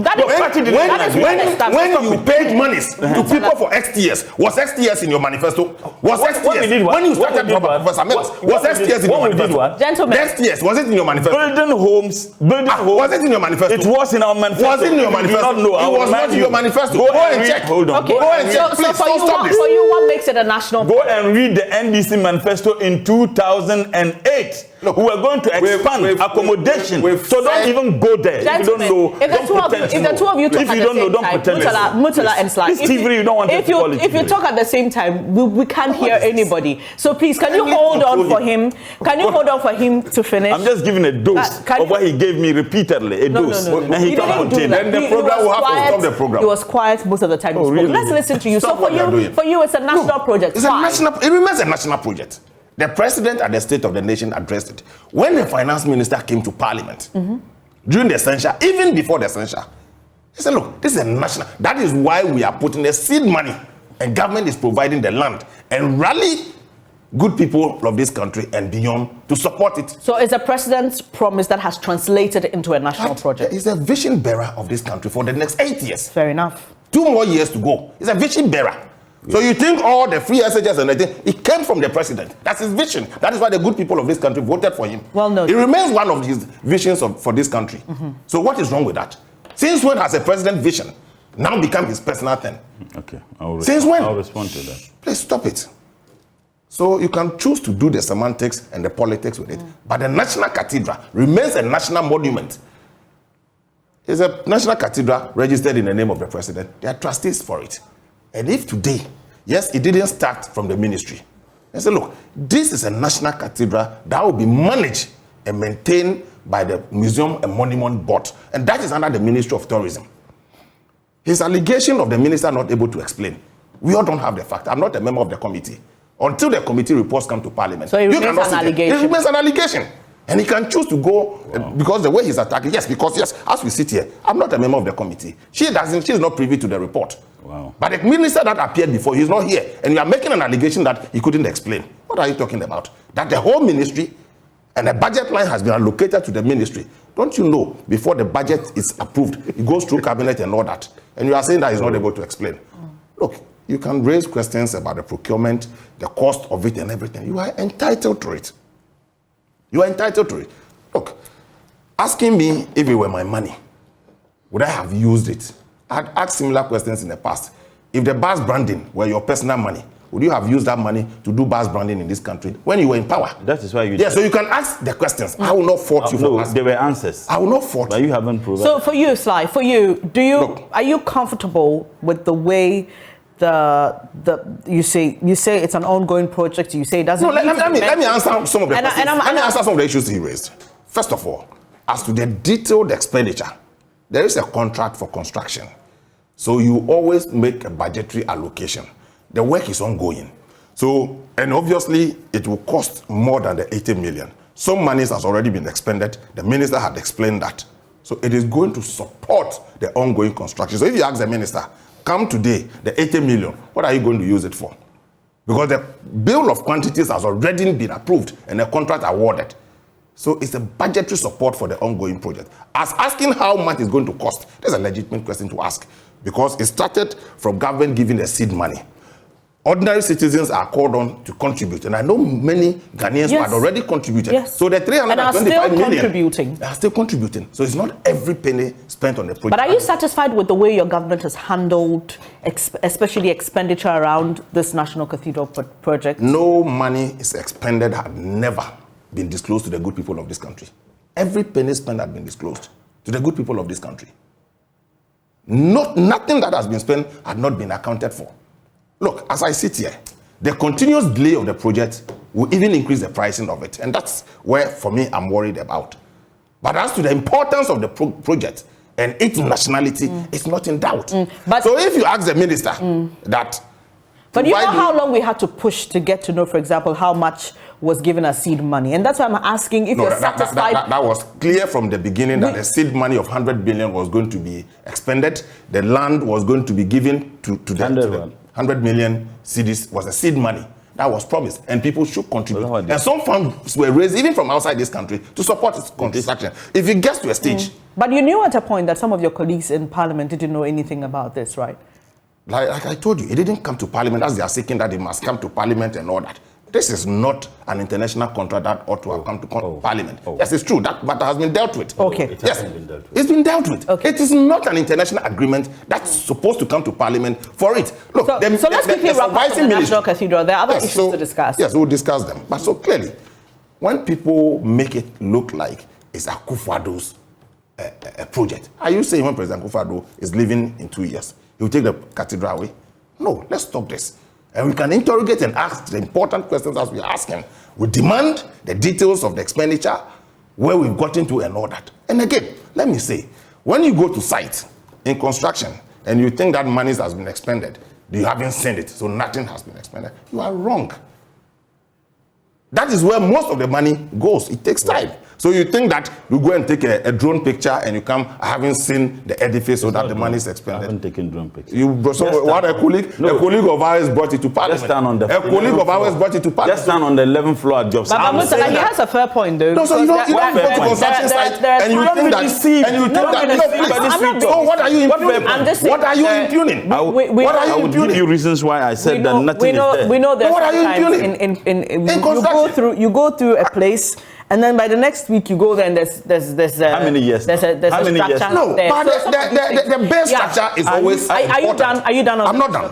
Quickly, please. So quickly. I have done construction. What is this? You are the only one. Are you the only one who have done construction? I don't care what the base structure is always expensive and is always not seen by ordinary hands because you don't have the hindsight of the details of what goes down. You don't have it. So you are always speculating that because you don't see the superstructure out there, nothing has been done. I haven't talked of superstructure. Please, I'm saying that because you've not seen it, because you're all alleging that monies have been expended, we don't see anything. That when you go there, it looks like a galamsey site. Please, one block. If that is your understanding of that monies have been judiciously used, then you are wrong. So let me say, I've said 3 things here. It's not Akufo-Addo's personal property. It's a national cathedral. It's a national cathedral. It remained a national cathedral, and every money spent has been accounted for. Of course. To who? You were just telling us the Minister of Finance before Parliament had told us how much has been expended so far and how much is left to be expended. So this issue of the minister not able to explain, we won't take that until the report comes to Parliament. Right. Let's see the position of the committee. But I just want to ask Joy TV, you people, JoyNews, I beg you. I am challenging you to go to Parliament and ask of the clerk. She's called Juan. You think the clerk will? Let me the report will come. Why? How long is it? Today. Stop this. Not the clerk. I want you to go to the minister for tourism, or the chief director. You want to know. The report will be coming. The report will be coming. Please. I won't sit here for you to. Hold on. Me, I should hold on. We have all admitted that apart from the monies they have expended to this, the ministry own letter. And I would just 2 minutes read what he has provided. Minister of Finance. That one. To the he's here. I mean, I will show you even there. Look at it, Minister of Finance. But I just want to go to the detail, what they've provided.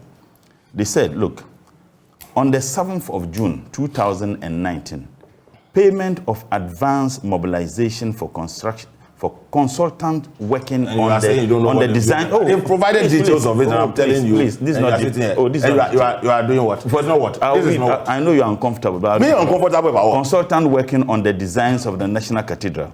Amount he provided CD and then dollar equivalent. 445,000 Ghana cedis, and in dollar equivalent 89,000. Now you come to 5th March 2021. Payment of consultancy service in respect of the designs of the National Cathedral. The first one designed, another one designed. No, let me finish. CD equivalent. Did you pay all the money? CD equivalent. What is this? CD equivalent 525,461 Ghana cedis. So if this is not dollar equivalent, if this is not detailed, dollar equivalent. What are you talking about? 13 million. What is this? If this is not detailed expenditure, now what else are you calling detailed? You are disrespecting the viewing public. On the 10th of February 2021, payment of consultant service of the designs, the same designs of the National Cathedral. Probably they broke it down. It's the breakdown of payments. What I'm is coming this? to a point to shut him up. Shut you up. I'll shut You you up. shut me up. You couldn't even Shut me up. respond to the issues I raised. What are the issues now, that you with raised? all this, What are the issues with you've all raised? this, So the cumulative. hold on, with all this, What is this? The cumulative is 58,141 Ghana's $1,509.52, and the cedi equivalent 339,003,064 Ghana cedis, 86 pesos. So at nowhere in the information provided did the minister indicate the contribution from private entities, organizations. We have not been told. Nowhere. Nowhere. This is the supervisory ministry. Two, now I am shocked that for politics, I can understand. So the details of expenditure have been provided, and you have a problem. I'm saying that. Or are you saying that 335 is all going to the? I'm saying that. Is that what you are saying? Out of it. No. Hold on. To the design. Oh, out of it. Please. Out of it. Let's stop. Out of it. If you calculate 25 million by even 13 Ghana cedis at the time, $25 million, that gives you 20 million plus. So the point I'm just making is that if you are asked to provide, so this expenditure is all limited to the design. No, this is not all limited to the design. So why are you not mentioning other things? You are only mentioning the design. I have just read what I'm, and you wouldn't even allow. Let me go to 19th August 2021. Additional, in fact, let me come here first. 29th October 2021. Government of Ghana contribution to the National Cathedral Secretariat to enable commencement of planned activities. 142,762,000. That is 25 million. Now, dollars. If you sunk $25 million in a project, is it just for providing the... All right, gentlemen. I'm coming. Another one. I'm coming. He said another one. That is $25 million. Now, 19th August 2021. All this the ministry. The ministry you are accusing, you don't know what they've used the money for. You are reading what they've given you. All right. Additional government of Ghana contribution to the National Cathedral, which is about $10 million. So if you add $10 million to $25 million, government contribution, that gives you $35 million. I want to ask him that what he sees there, you will sink $35 million in a project like that, and you think that Ghanaians are not justified in finding out that not even a block. Are we zombies? No, right. This is the ignorance you are exhibiting. This is the ignorance you are exhibiting. Hold on. No, because you see, in construction, you don't have the detailed bill of quantities as to where. No, have they provided the detailed bill of quantities? So if you sit as a layman and you assume you haven't seen block, it means that if I don't have anything, then you are wrong. If I don't have anything, then you are wrong. You are wrong. Stop shouting. If I don't have anything, I know that $25 million has been paid. If I don't know anything, I know that $25 million has been paid to the architect. Hold on. If I don't know anything, I know that if you sing $35 million, if I don't know anything, if you sing $35 million, if you sing $35 million, I know that Joy FM and you people have demanded from them to tell us what they have done with the money expended so far. So that's they could not provide that. But the man he provided you with the information. That's not even the detail. Two, you haven't even provided the contributions of organizations. If this is not Atayi working, if this is not Tivri, what else is it? So the finance ministry and the IMF have announced... It's the same finance ministry that gave you the... What detail? What information is that? The information you are putting out there came from the finance minister. You are embarrassed about what I just read. What have you read? I can understand. The information the man gave you. It's not even... You are reading the same thing he gave you. Can we proceed, gentlemen? We will not go to IMF. We are here. So I'm not surprised. So the finance ministry and the IMF announced earlier this week that they've reached a staff level agreement. Gentlemen, I'm sure they've reached a staff level agreement. Now, Murtala made reference to something you're reported to have said, backing the claims of your finance minister that we were not going to go to the IMF. Now we are there. We've seen the CD react very positively. There are those who allude the CD's performance to the announcement by the IMF and other factors. But from where you sit, not going to the IMF, now we are there at a staff level agreement, and the debt exchange program being threatened by Labour, which says, do not touch our pensions at all. What are your hopes on how quickly we can receive that $3 billion in order to stabilize the economy further? Well, I think that the recovery is not sporadic. It will take time.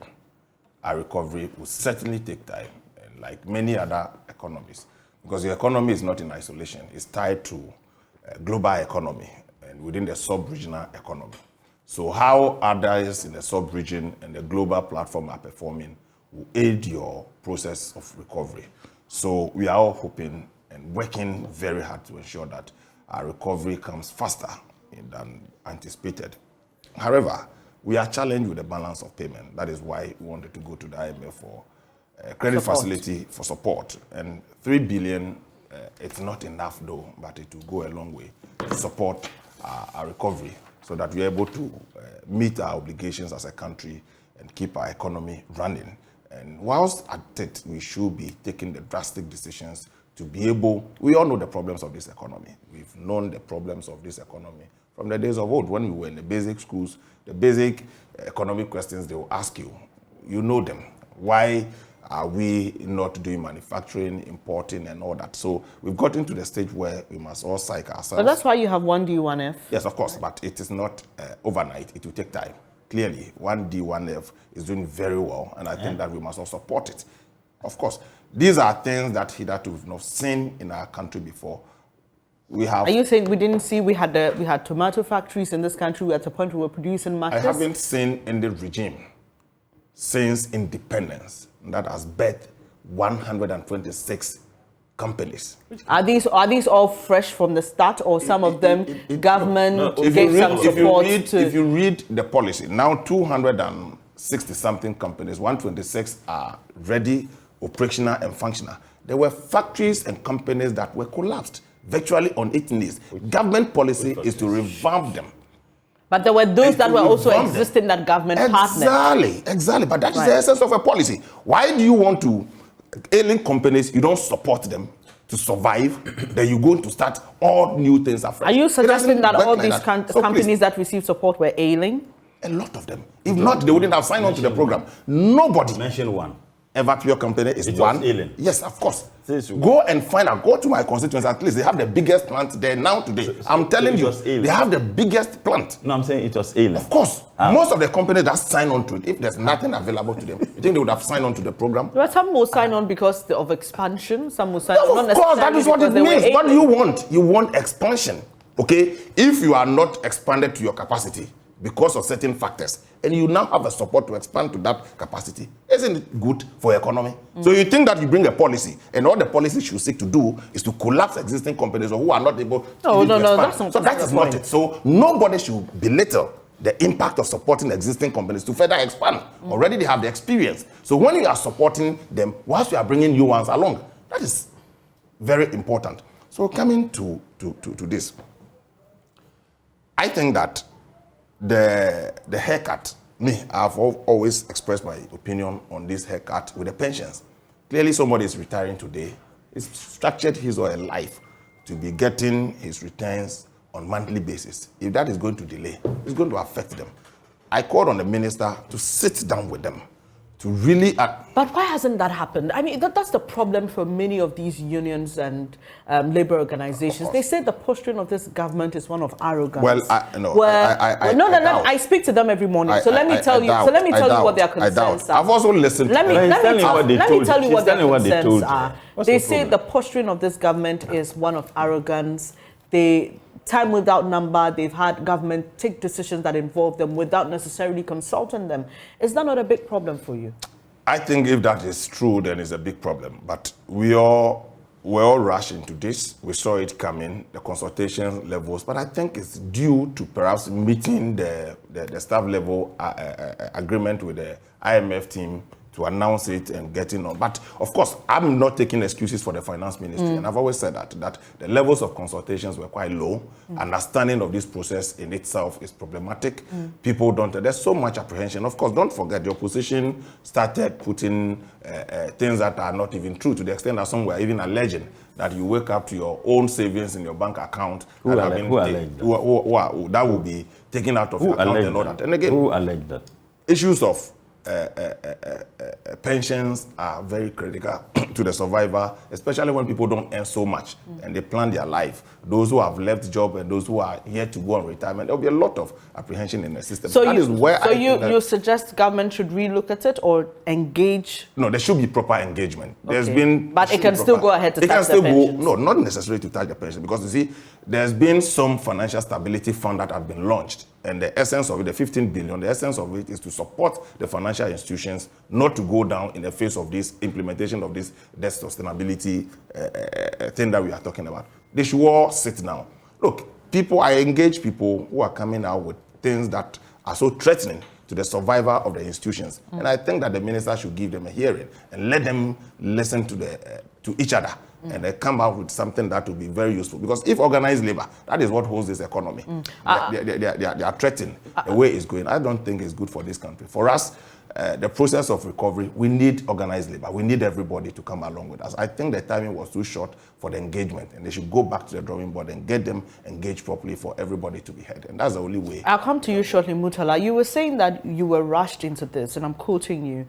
Was it a case of being rushed into this, or government just being adamant and not listening to the experts as far back as 2 years ago who were hinting of going to the IMF? Like I said, you are reported as saying that we won't go to the IMF. No. And so is it a case, can I finish, please? Is it a case that you were rushed into this, or you were clearly adamant, or for many people, we were just delusional and we thought we would come out of this without going to the IMF? Get me. Rush into it is about the announcement of the haircut and the issues around it. Because it was too sudden. I didn't see it coming. But let me also place on record that doctored tape, portions of my... Please, watch the program. Please, what is this? Murtala, let him respond. I'll come back to you. I'm giving you, challenge them.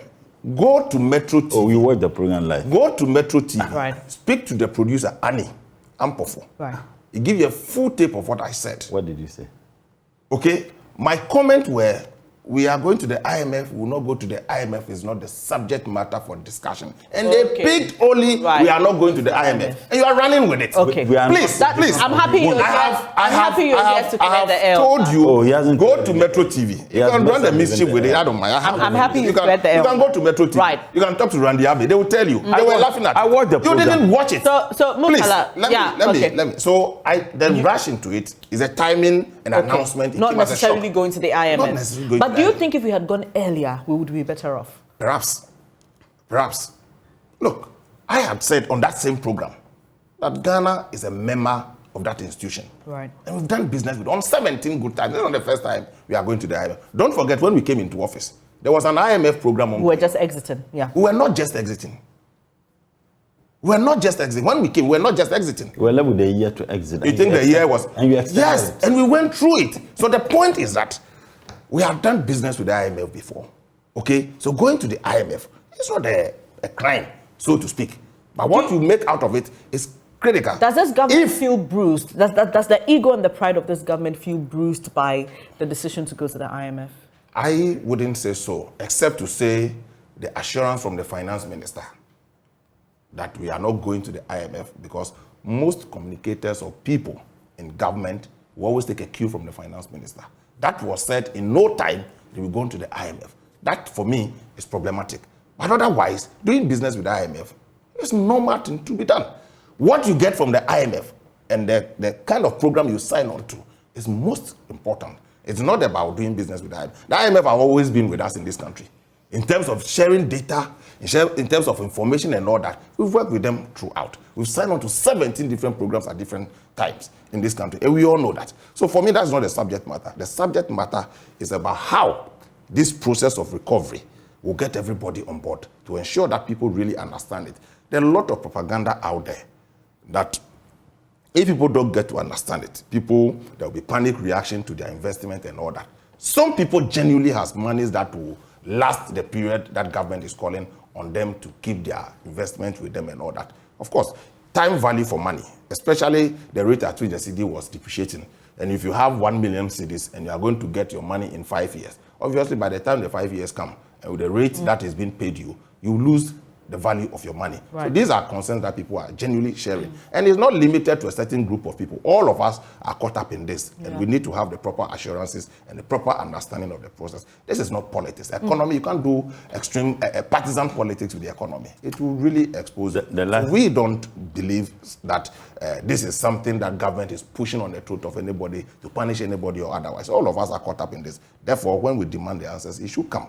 And I think that organized labor should sit with government. The government should be prepared, especially the finance ministry, to give the necessary information and assuage the fears of the masses of this country. Right. That's the way to Okay, so Murtala, I'm on the Facebook page of the Bank of Ghana, and the post, the topmost post, is the latest announcence of the exchange rates.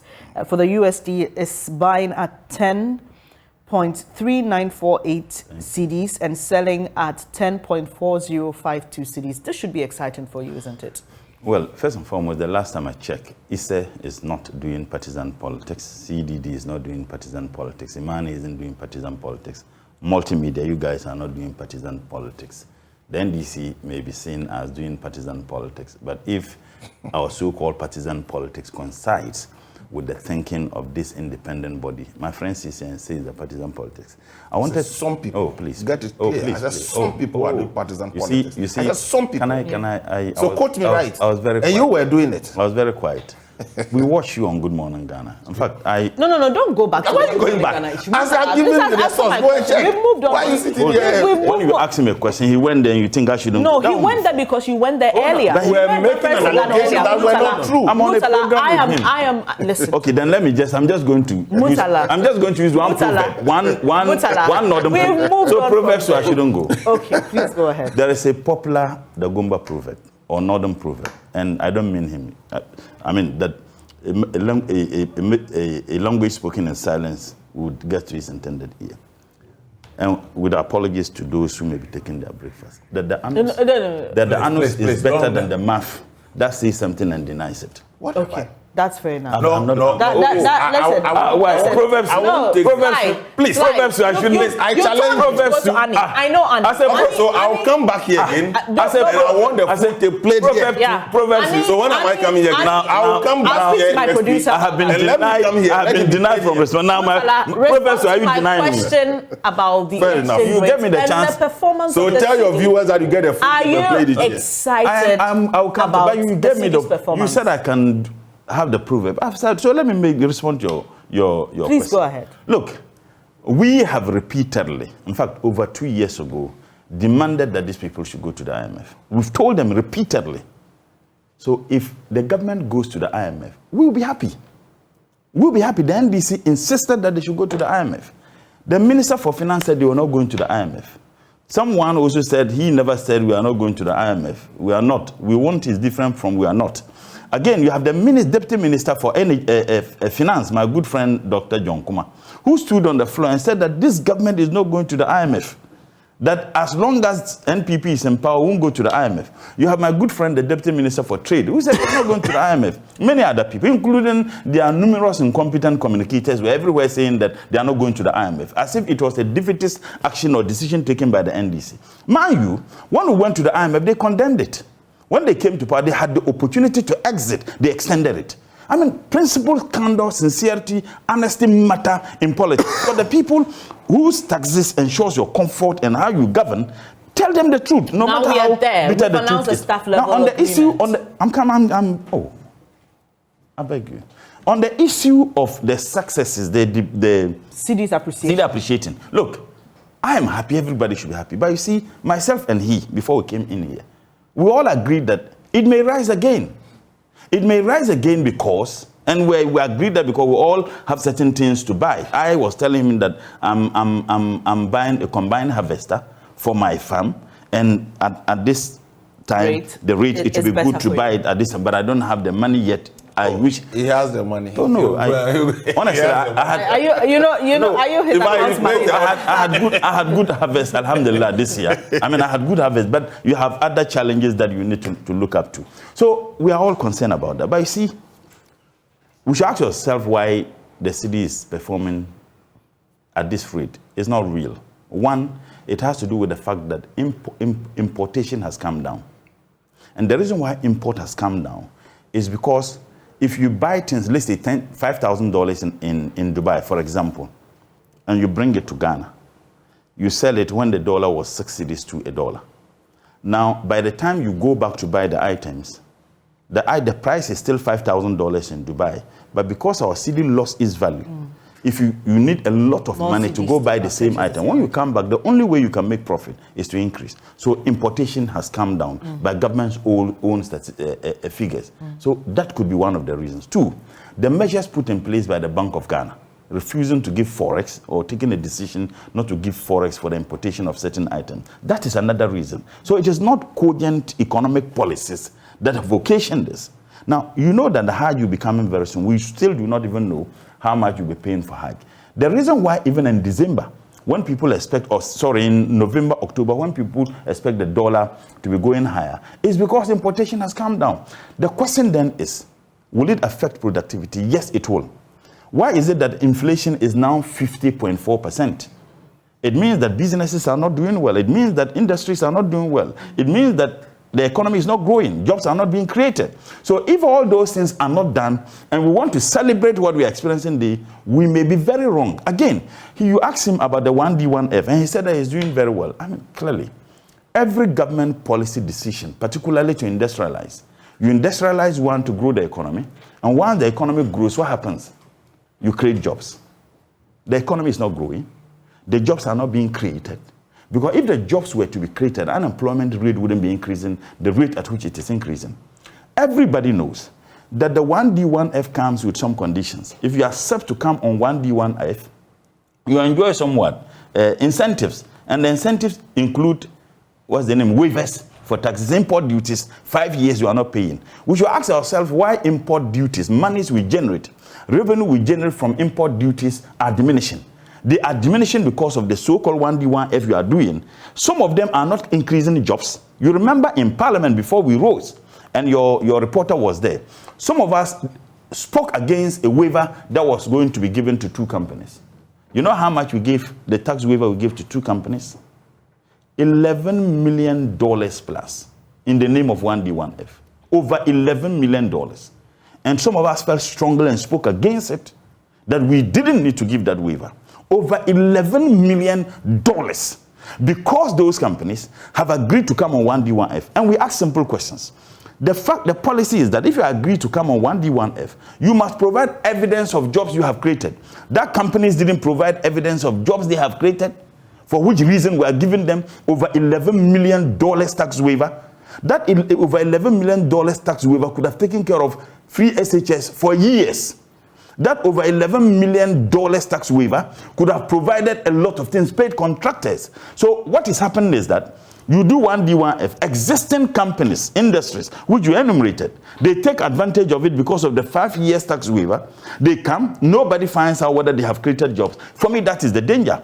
Because if the 1D1F was having the impact it was supposed to have, don't get me wrong, it would be a very good policy. If it was having the impact it was supposed to have, unemployment would have been reducing. Yet unemployment is skyrocketing. The census that was conducted, unemployment was 17.4. I've just seen statistical information provided by the Ghana Statistical Service. They are now paying unemployment about 13.9. You took it from 6.8 from the NDC without even 1D1F. If you have 1D1F, unemployment is rising. Nobody is telling us that whether a proper impact assessment has been done on the 1D1F. And that is why I said the other time, these are not the kind of industries the NDC is looking up to. In terms of creating the opportunities for industries to strive, that is the responsibility of any government, any useless government anywhere in the world. You have a responsibility to create the enabling environment for industry, for businesses to strive. Now, when you tell me that that was what we promised, then why did you even make that promise in the first place? Because that is the mandate of any government. Let us also not forget, the very first day President, then Mr. Nanado, mentioned 1D1F was after the commencement of the project at Commander, the sugar factory. And I'm happy we are on this program. I'm happy. Let's do that. What please. did you do with the commander? I'll tell you. I am happy. What did you do with the numerous factories? please. What did you do with it? Well, I'll come to that. You diversified them. Which of them had been able thank to? you. It's the one country. What happened to you have sold it at to someone at 5 cedis per acre. You've sold the companies have relocated. You've sold the land to someone at 5 cedis per acre. But you see, you were in government for 9 your program. Yes. How many factories did you sell in this country? What were the policies put in place for the private sector? It's now saying that we're in government for 19 good years. What did you do about it? I don't know that. When you were deputy minister for trade, that was your responsibility. I'll tell you what we did. What did you do? I wasn't the What happened to it? If he's now saying 19 years, I understand. Yes, I mean, the first NDC. I understand. We're 19 years. Well, I understand. Came back again 8 years. What did you do? I understand. Maybe if you don't appreciate our political history. In fact, Nkrumah built 13 factories. The first decision your grandfathers did, the Buza Dankwa, you collapse all of them because they had links with the Soviet Republic. What are you talking about? So you want us to go to the history? You saw your tradition. What happened to them? You see, exactly. It was my turn. A tradition. This and this. What happened to them? You were deputy minister. So what was the policy? I'll tell him what I did. What did you do? I'll tell him what I did. What did you do? I said, you are rubbishing. Hold on. 1v1 is not a good policy. Please. That is not a good policy. You see, I have realized that consistently he plays the man and not the ball. All the issues I raised with regard to the TV on the cartel, he couldn't even respond to them. He keep on saying, we have explained. But you sit here. Hold on. Can you quickly respond? So when you ask the question about what one, I asked a simple question. And maybe perhaps I did economics at SSS, but I have some little appreciation. You formulate policies to achieve an objective. And as a planner by profession, before you formulate policy, you have your end results that you are working towards. Policies of please. That. You never had please. You finished. You expended money on the Commander Sugar Factory. If you came back and tell us you didn't have a plantation to feed it, and that was your planning. See, that was your planning. Another ignorance. What was planning? Your you finished the factory and you came back that you are now going for a loan to start a plantation. Another ignorance. Please. You can do simple reading. I moved the motion for the approval of the $24 million in September for the purposes of the sugar plantation. And don't parade. Hold on. Don't parade your ignorance on national. When was it? Can I finish? Can I make my point? I am happy. I've read the document. At the time they were completing the factory, there was nothing like that. And where was the plantation? Okay. What happened? I can understand. What was it? I can understand. He repeatedly does. Your station, multimedia. What? Your station officially sent Captain Smart to Commander. Captain Smart. Can I finish? Don't go there. Please. Now it's not Parliament again. Please. Now it's Commander. Now it's Commander. It's no more Parliament. He's not even listening. It's no more Parliament. Now it's Commander. Which Parliament? The sugar that you bought, Parade did the propaganda with it. Where did you get the sugar from? I am just telling him that your station, multimedia, you sent Captain Smart and a crew officially. When they went there, Captain Smart called me as late as 1 a.m. And I called them to allow him entrance. They held the morning show there. They took them all the processes of the sugarcane cracking up to the production of sugar. It was hold on, can I have enough to feed? I am coming. So let's see. That is the ignorance. First and foremost, he just said that we didn't have a plan. So ignorant. Go ahead. So I am saying that your station reported it, except that you tell me that your station connived with Captain Smart to do that. I'm explaining. Was it enough to feed the factory? You want the response. So let me give it. I am using your station. Your multimedia sent Captain Smart with his entire team. They took them all the processes of the sugarcane up to the production of the sugar reported. So hold on. Not only Captain Smart, my other colleagues. So fantastic. You are even so the idea that the factory could not produce sugar, that's a fantastic lie. But that's not what I'm coming.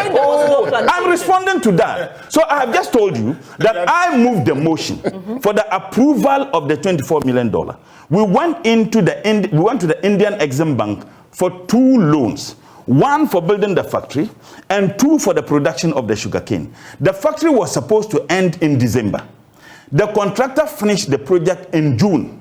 And as they were doing, we were monitoring. So we knew that the contractor was going to finish it earlier than the scheduled date. So we started the process for the production of the sugarcane. Mind you, within 6 months, sugarcane is done. A factory that was supposed to take 2 years to build, you don't produce sugarcane and pack it until you finish. It simply doesn't make economic sense. So when we realized ahead of the scheduled date for completion that the factory would finish in June, we started the plantation. We used the University of Cape Coast. We had over 5,000 acres and started nursery plantation. We were supposed to in anticipation. In anticipation, yes. Now for his ignorance. Between June, I'm saying that he is providing some material information that is now not for his ignorance. Everywhere in the world, any factory, sugar factory, they don't operate a full year. They use 6 months to finish. Then they use about 4 to 5 months for maintenance. So they work continuously. At the time when we were doing that was not the time for the harvesting of sugarcane. But because the contractor had finished with the work and wanted to hand over, he couldn't have waited till December. Now, if you give me a contract to do for the purposes of producing sugar, and I finish, I need to hand over. And in handing over, what responsible governments do is that you need to do a test run. And we see that the work we have given you, you are able to do that. That was the test run which was done. Please, and in fact, microphone. that was the test run which was done. So the reason why we... You're dragging us. When they are confronted with the fact, that's what they do. He would deny that he never said, won't go to the IMF. I leave that to your question. When we did the test run, and that is why, and I'm happy you said, apart from Captain Smart, other journalists went there. So the argument that the factory could not produce sugar, that was a lie. 2, I asked this Minister for Trade, this current Minister for Trade, that they should tell us, they said they are going to reopen it. They should tell us one single spanner they have added to the factory, for which reason they think that we can now produce sugar. Not even spanner. What they did, they allowed the factory to rot.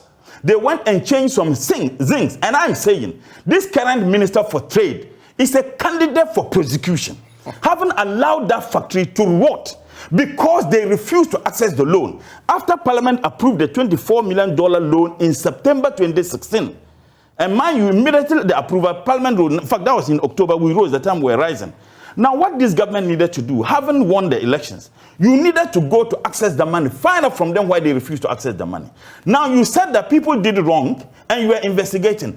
Absolutely nothing came out of that. You asked PricewaterhouseCoopers to do the valuation of the thing. They did that for you.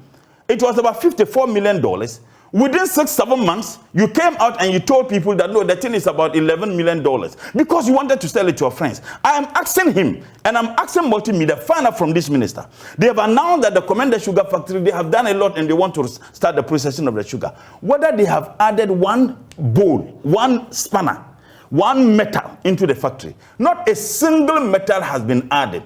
Yet, it can now produce sugar. What it simply means is that they were lying to the people of this country that the factory could not produce sugar. And I'm happy that today on this program, you have confirmed, apart from what Captain Smart did, you are not friends of NDC. You are not doing it for NDC. You did your independent journalistic work, and the sugar was actually produced. This Minister for Trade is the candidate for prosecution. Right. We have 5 minutes to wrap up. So if you do not know, don't know. Go and read the handsets. Going into elections this weekend. Please, slide. You're interjected. Please. Listen, we have 5 minutes. Are you saying I shouldn't respond to the things he said? We have. Is that what you are saying? Can you? Is that what you are saying? I will give you. You asked me to keep quiet. Are you saying Sly, I will give you time. And you said you have 5 minutes. You are going to end this election. Permit me. Is that what you are saying? You don't want to Permit talk about me. end this election. Mutala, you have 2 minutes to respond to it. I'll wrap up with you. Sly, I will wrap up with you. Please. No, when you say the things you said here, you are dragging the conversation. This is unfair. Mutala. What? What has these elections got to do with this? Your party is going into the elections this weekend. I'm just wrapping up with you on that bit. In 2 minutes, there are concerns about rather unfortunate happenings within the internal machinery of the party. You have Johnson Isiedin Ketia and Samuel Ofusampo going head to head. We've heard a certain leak tape, which is unfortunately casting a lot of doubt on the party's sincerity when it came to the election petition and whether you really needed to do that. There's also Broja Jemfi and Pablo's issues. I know this will not be enough, but just in 2 minutes, just do this for me. Well, first and foremost, what would you like to say about it? I'll look at Broja Jemfi, Sami Jemfi, and then the Pablo's issues. I think these three individuals have been they are misbehaving. And to be fair, and I think that the party should sanction them. The party should let them understand that none of them, either Sami Jemfi or Broja Jemfi or Pablo, none of them is bigger than the party. They ought to understand that. The misbehavior was completely unacceptable, but that could not have marred the beauty of the NDC in organizing the Congress. I was in Tamale, frankly speaking, and I got wind of what happened, the day before, because I was occupied in the day after. In fact, that day, sometime in the evening, that I got information about what happened. I think that the party should bring these people. If there is the need for them to be sanctioned, the party should sanction them. They are not bigger than the party. Two, on the issue of the national chairman and then the national chairman position, I don't see the fuss about it. I mean, in a democratic dispensation, and I was happy when I listened to my head of department, Dr. Alidu, on your program. He said, look, those things are expected to happen. People, there is clientelism, there is, blocks. Blocks are accepted in politics, even in their own party. They have blocks, those who are pro-Alan, who are pro-Baumia, and those who are pro my good friend Kennedy Ajapongo, who told me that if he wins, he's going to make me a minister. So all those things are expected to happen. And as a political science student, for me, it is the beauty of our democracy.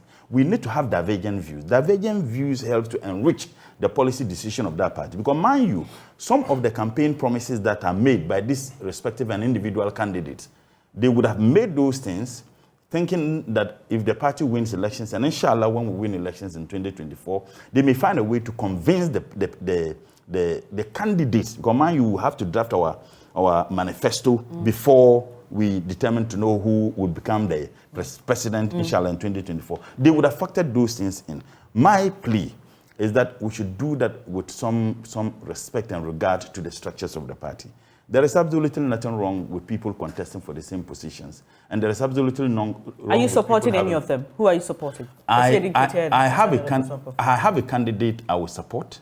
I have had the opportunity to have dealt with these two people. If either of them who emerges the chairman, the NDC will be the winner. I know there is so much respect between the two. I mean, forget of what any of them might have said in the campaign. When people are on there, they will say a whole lot of things. But I respect the calmness that they have all demonstrated. And they all know that the only enemy, the only disaster we need to get out of the governance of this country is the MP. Because who will be the next general secretary? Another two good friends of mine. There are actually three. In fact, three. Otukono is a person I have worked with, as the deputy general secretary. Fifi Kwete, he was a deputy minister, and I was NYEP. Then when he became a deputy minister, I was a deputy minister. I was in parliament with him. I mean, a very good guy. I have worked with Elvis, from student politics. You want me to sit here and tell you that I support one of them? All right, okay. Let me move to Sly. Sly, wrapping up with you. So you Honorable Mutala had made some factual inaccuracies here. Which is? One. The factory is claimed that was completed in June. It was actually commissioned in May 2016 by former President Mahama. I say, hold on. Please. Let him finish, then you have time to respond. It was commissioned in May. Right. So it's not true that the factory was completed in June. That's a lie. He actually, if I remember, he said it was handed over in June. The factory was commissioned. The factory that was commissioned in May. How could it have been handed over in June? Right. Okay. So next point, please. So first of all, so from May to December, that you lost the elections. So the factory was left without a plantation to feed it. When did we approve the budget line for No, but that's the planning. If you went for a loan to construct, and the part of the loan, there's additional. They were in two tranches. They were in two tranches. I'm saying that. Can I help you? No, you can't help. They were in two tranches. Don't let him finish. So it was not finished in June, as he's claiming. It was actually commissioned. How do you commission a factory that you don't have a raw material to feed it? In May. Did you listen to me? And it went on to December. What did they do about it? And he's talking about planning. This were fact check when the Commander Sugar Factory was commissioned. Did you listen to it? Was commissioned in May. Your man will be prosecuted. The minister please. He will be prosecuted. Stop this joke. He will be prosecuted. Stop this joke. We've heard this 1 minute. You heard this joke on many occasions. You rather come into opposition, He will be you go into prosecuted. prison. We've heard this when President Kufuor was in power. What happened after 8 years of he will be nothing prosecuted for happened. So causing check, financial when the factory was commissioned, it was commissioned in May 2016. From May 2016 to December, how many months? And what kind of plantation and what kind of planning went into it? Please check the date. So you don't sit here. I'm saying that you. It was on the 30th of May, 2016. Of course, so it's not June. It is not June that you attend the handed over. If it was not handed over much earlier, when was it commissioned in May? 30th of June. You said it was handed 30th over. of May. You actually commissioned it. You don't commission a factory. You don't commission a factory that is not ready for operations. So you now commission a factory in June, in May. And you wait till December, you don't have a plantation to feed it. And you claim to have been the better planner of this economy. Did we wait till Please, December? what did you do between May and December? But test runs were done. If you do test run, it doesn't mean you have a raw material to feed it. But he's explained that he's explained that they were expecting to complete in December. After which, no. Let me. Please, don't even go there. You were expected to finish the factory in December. And you went to commission it in May. Because they handed over earlier. It might have even been finished much earlier than the May for the president to commission. I'm not sure it was finished the same day the president went to commission it. So let's say a whole clear year.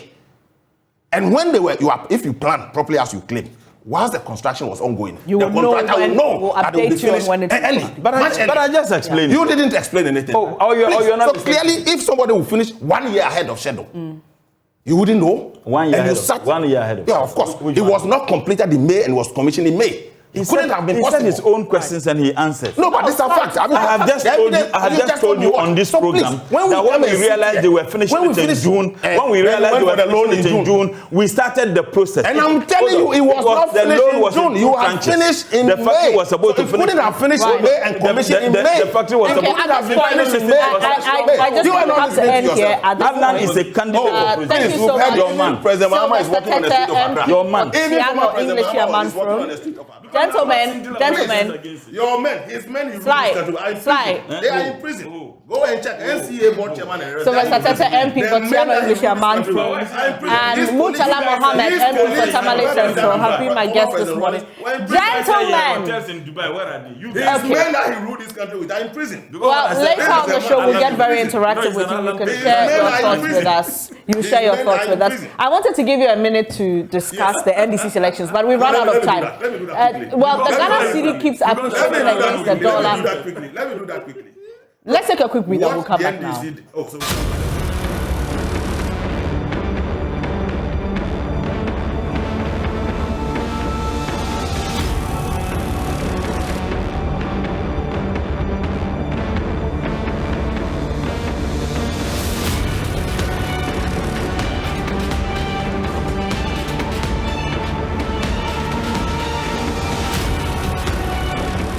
Welcome back on the AM show, and from here we continue with talk about the Ghana cedi, which keeps appreciating against the dollar. But ironically, this hasn't impacted inflation, which has moved from 40.4% in the previous month, that is October, and now in November we're looking at 50.3%. In September, it hadn't hit 40%. So we're asking, what are the triggers? What in fact can explain all of this? And what is going to be the impact of the high inflationary rate on your pocket, on my pocket, on our economy generally? Is this an indicator that it's going to be a real struggle returning to single-digit inflation? We discuss these inflationary trends and more with Professor Gachi, who is Dean of the UCC School of Business. Prof, a very good morning to you. Thank you for joining. Thank you for having me. It's a pleasure. What is your initial reaction? About 18 months back to back, inflation has been experiencing an uptick. It's been going up. And here we are again. The expectations were that as Christmas approached, we would see a reduction in inflation. For me, for example, I'm just waiting to see what December will bring. If it keeps going up, I would make my assessment. But what is your assessment? 18 times running, inflation keeps going up. I think if you can pose your question rightly. Saying inflation has been going up for about 18 months. It's not showing any signs of slowing down. For you, what is your assessment as we look at inflation for November at 50.3%? Well, I think we saw what have been driving inflation from the SASCA service. Sometimes it is fuel, sometimes it is another thing. And the very one that they have just released, they're talking about housing, water, electricity. These are the things that have driven inflation. And if you look at it's just changing hands from electricity, from fuel, from transport, fueling inflation along the line. And for November is very high, and people are expecting that depreciation or appreciation of the currency should influence November inflation, but that is not the case. The appreciation we are experiencing is only in December, and that could not affect November inflation. I can say that November inflation is actually past inflation, and therefore the factors that happen in November should account for the inflation for November.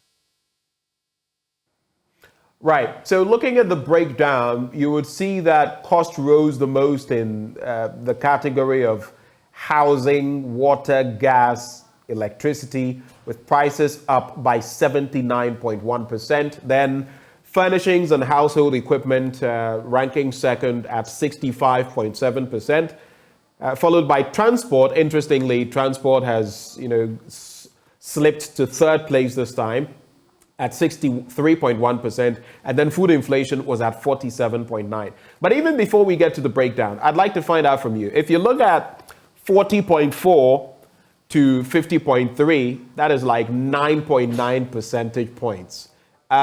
Previously, it was low. The differences were about 2-3 percentage points, but this time we're looking at almost 10. Is there something going on there? Is there something economically speaking that we should be looking at? Or was it just the dollar price and its impact on our economy? Well, it is not easy to explain that it is the dollar price. It depends on the weight of the drivers of the inflation. If the weight is high, that will impact more on the inflation. And if the weight is not so much, it will not weigh much on the inflation. So I look at it from the weight point of view.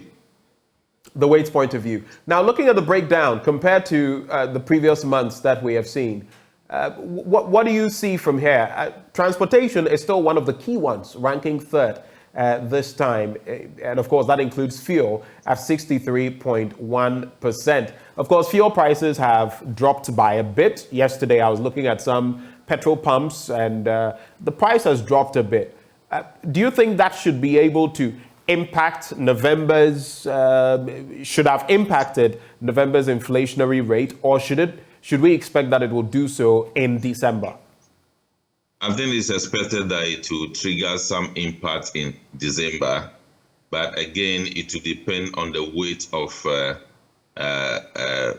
those items. If those items, the weights cumulatively are high, that would drive down inflation. But generally, one is not expecting that inflation will go down. Generally, the inflation will go up, but the magnitude of the increase may slow down because of the effect of depreciation, the effect of fuel prices, and I believe people are calling for transport fares should go down. So if that one also happens in December, that is likely to have effect on the outcome of the survey for December. But to a large extent, we do not expect that inflation will go down, but the rate of increase will decelerate. But that's exactly the point I am making. The rate of increment should be decelerating. And actually, it's been decelerating for 1 or 2 months. Because if you look at June, July, August, September figures, and then I think from September thereabouts, we were not seeing it shoot up by that much. And that is my concern here. Because in this instance, 40.4 to 50.3, that's about a 10-point jump. It's just 0.1 shy of a 10-point jump, which is why I am concerned, because then it appears we've gone back to previous trends. Well, I think what you are trying to say may be reasonable explained in December. The December, all the factors are playing. Fuel price is going up and promises to go down further. In fact, the new one that will be announcing on Friday, we were told that it will be significant reduction. And if that happens, then that will have impact. Again, you are talking about the appreciation of the currency. You could see that it is also very significant now, moving down from around 15 to around 10.7 cedis. That is also significant development. Right. And that will have some effect on the outcome.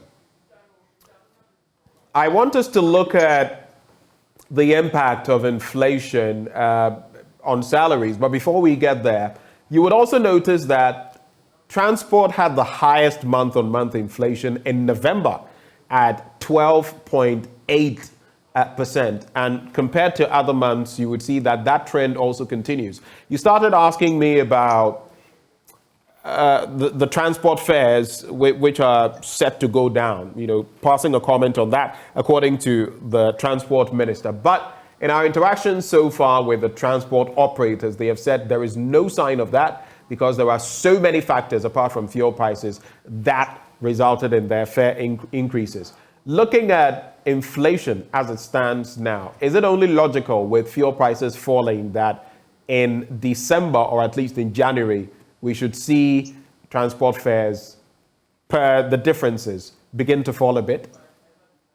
I think normally the way the transport fares are determined is that if there is a fall in prices of oil or fuel, and that crosses a certain percentage mark, then when you cross that, then it should trigger a downward trend.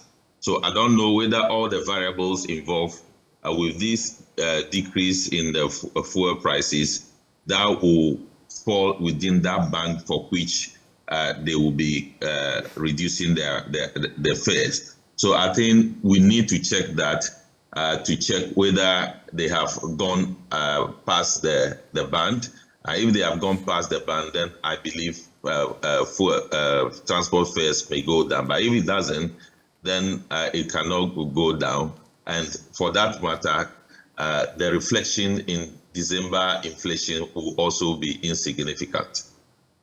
And again, Guta is calling on the traders in the market to look at the appreciation of the currency to see if they can adjust their prices downward. Normally, if you are expecting that depreciation will take place at the time that you will be importing, right, then you will factor that in your pricing. And if you also expect that the currency will appreciate at the time that you will be importing, right, then you may be forced to scale down your prices. But again, we do know that most of the traders have already imported items at a higher exchange rate. Exactly the point I was about to make. They will be paying at a higher exchange rate. So it may not incentivize them to reduce the prices because of the cost that they incur importing the current items on the market. And if the trend continues and they are going to import new items, then that will trigger a downward reduction in prices of the items for the next window.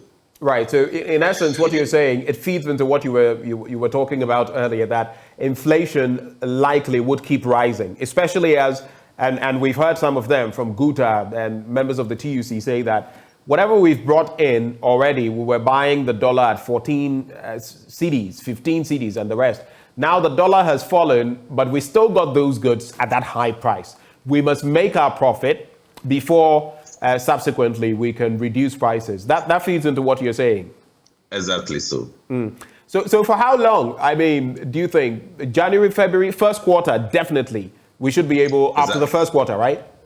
Exactly. And I believe the Bank of Ghana is also expecting that if we are to see a downward trend in inflation significantly, that will be close to the first quarter, the end of first quarter of next year. Right. So if inflation is going to slow down to a large extent, we should expect that within the first quarter, at the end of the first quarter of next year. Yes. Do you think securing an IMF deal within that same period, and that's the window that we're hoping to operate in, the first quarter of 2023, would also affect inflationary rates? Exactly so. Normally, when you engage in IMF deal, it targets depreciation, it targets inflationary development, and it targets interest rate. So if we sign on to an IMF deal by first quarter of next year, then we may see a drastic change in policy. We may see a drastic change in the way we do things, and perhaps that will start reflecting on inflation, and that will start reflecting on those key indicators. Right. Before we get into other aspects of the conversation, I just want you to help us as we look at a few slides in respect of how much people earn, basically purchasing power, and how it has been eroded over time. We're going to look at September, October, and November. Now, if you look at that first slide, you would realize that inflation for the month of September, which came in October, stood at 37.2%. Now, if you're earning 3,000 Ghana cedis, 4,000 Ghana cedis, 5,000 cedis, or 10,000 cedis, this is how it works out. In September 2021, if your salary was 3,000 Ghana cedis, in September 2022, with a 37.2% inflation, your salary would actually be 1,884 Ghana cedis. You would still earn 3,000 cedis, but the real value you would get is 1,884 Ghana cedis, which would mean that the value you've lost out of your 3,000 cedis is 1,116 cedis. With that same logic, on that same premise, if you earned 4,000 Ghana cedis in 2021, your real salary, even as 4,000 came to you in 2022, the real value would be 2,512 cedis with over 1,400, in fact, almost 1,500 cedis lost. The same could be done for 5,000 cedis, where your salary would now have depreciated in value to 3,170, factoring in 37.2%, taking away or robbing you of 1,830 cedis. And finally, if you earned 10,000 cedis, your salary, that is in September 2021, in 2022, that same month, your salary would now be worth 6,280 cedis. The value lost 3,720.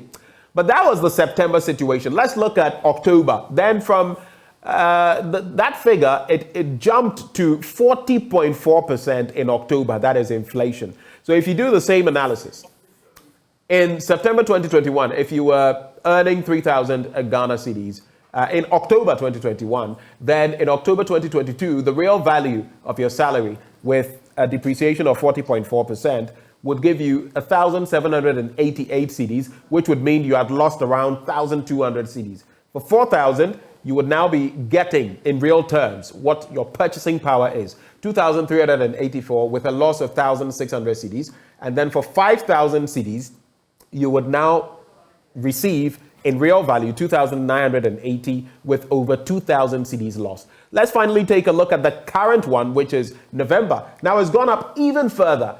50.3%, which means basically off the top of your head, you are losing half the value of what you get. So let's do the breakdown. If 3,000 cedis is what you were earning in November 2021, now in November 2022, it is only worth 1,491 cedis, less than 50%. And the value lost 1,509. For November 2021, if you earned 4,000 Ghana cedis, now it's the equivalent of 1,988.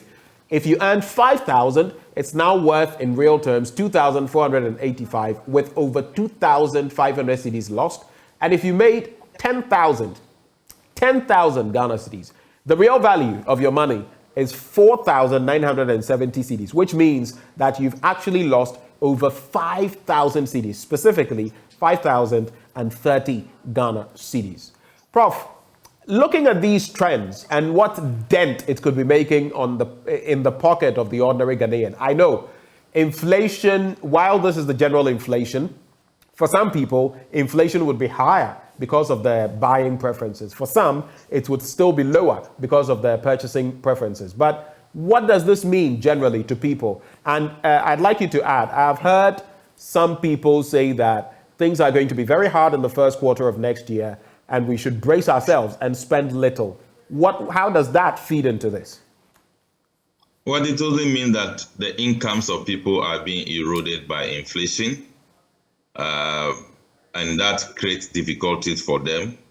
Some people have to work a little harder to add some other activities to it to earn extra income to survive. People have to revise their budgets downward to reflect the situation. And in fact, the data you provided, for some people, it may even be eroded faster than you put there, right? Because of the category of consumption they find themselves. Right. Some have cars, some don't have cars. So that will have a different effect on this group of consumers. So I think, and some of them have loans, it will have different effects on their income. So just a pointer as you go on. So imagine someone is in let's say even the 10,000 category, right?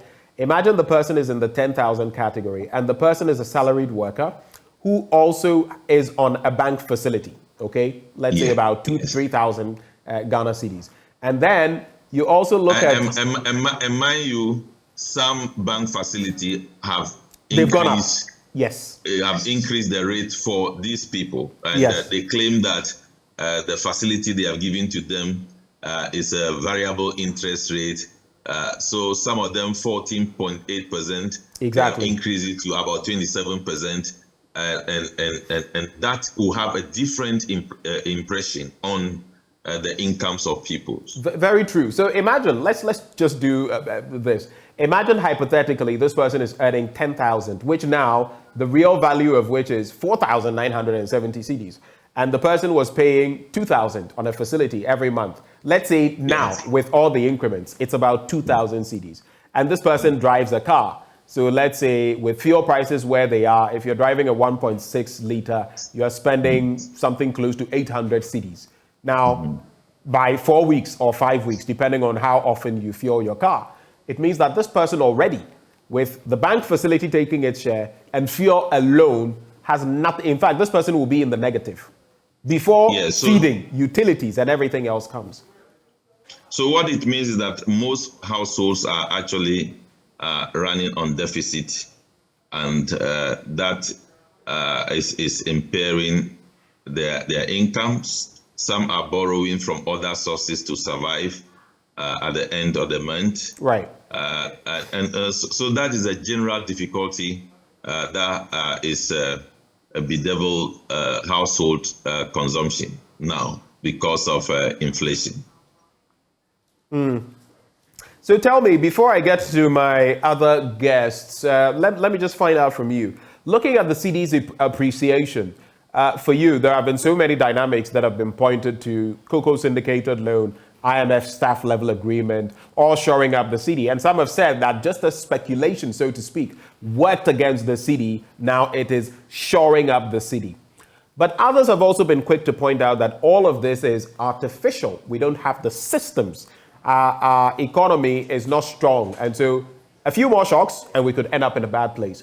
what do you see when it comes to our cedi's appreciation? And it's been pretty steep against the other currencies, especially as the Fed in the US is also lowering, rates. What do you make of that, quickly? Well, I don't see this to be a sustainable one.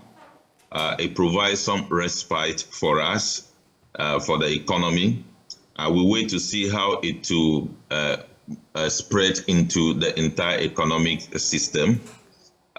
We know that the measures put in place by the Bank of Ghana and the Ministry of Finance have not yet started. They point out that they want to cut down importation of rice, we want to shore up production of poultry and other activities. That will be from 1st January 2023. The same thing applies to cutting down on or freezing of employment, etc. And I do not think that those are the major reason why the cedi is performing. I do know that importations have been done already, so there is no much pressure on the cedi. That will also be accounting for the appreciation. But we have no reason to explain how fast the appreciation is taking place in recent, especially within this week. I'm not sure we are able to explain why it is appreciation so fast. Thank you so much, Prof, for joining the conversation and sharing your thoughts with us. I'm sure with time we'll have ample opportunity to dig further into our inflationary rates and the cedi. Thank you so much for joining. Let's now have Duncan Amwa, who is Executive Secretary of the Chamber of Petroleum Consumers, that is COPEC, join the conversation together with Samuel Amwa, who is with the GPRTU. Duncan, a very good morning to you, sir.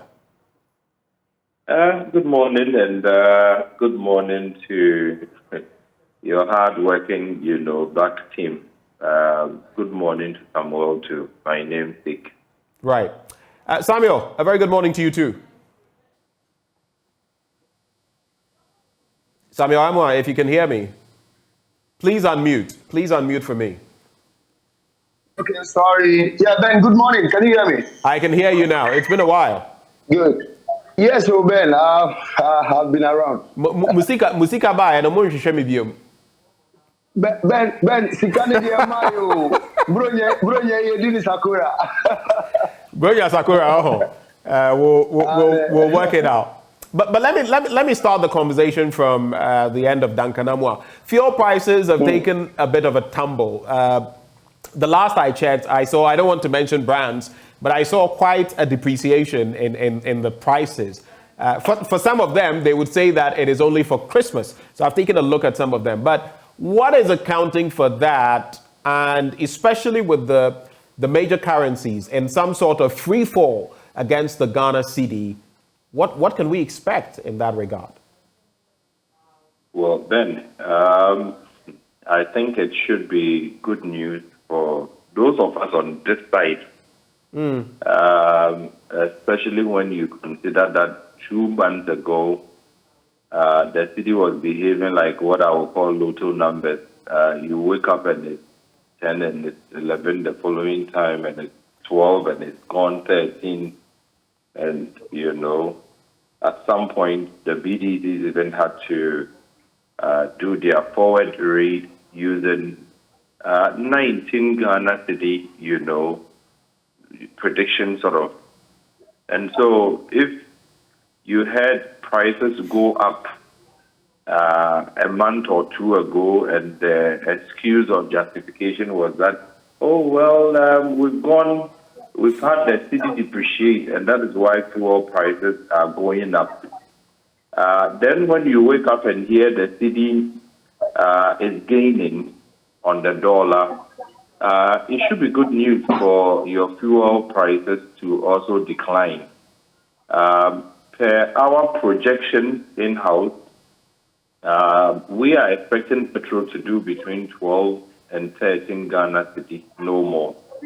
no less. So petrol 12 and 13 Ghana cedis. For which period? For which period? For the second window, December, which commences tomorrow, Friday the 16th.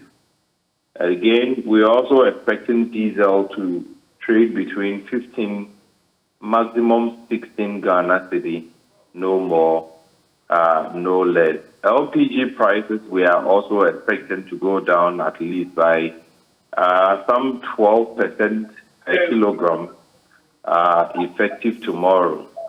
The good spot, like you mentioned, just a quick one. The 12% per kilogram in real quantitative terms, how much would that factor into?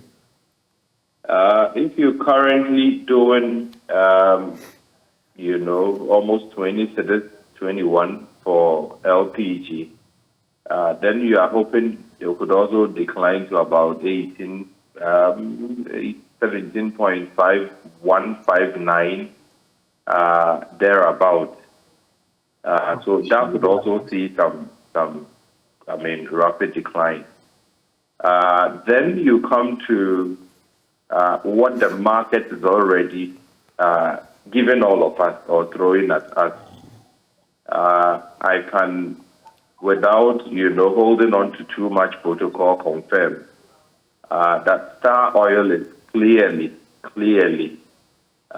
working way too hard to give Ghanaians, the kind of relief that we would expect. Yeah, but I would try to avoid mentioning brands. That's why I didn't mention.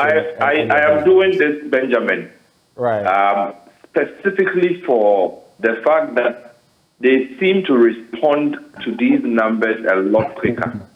So while other OMCs are waiting for 16 before they can reduce prices, Star Oil, as I speak to you, is doing 12.99, whereas the other major OMCs are all still above the 15.4, 41 for petrol.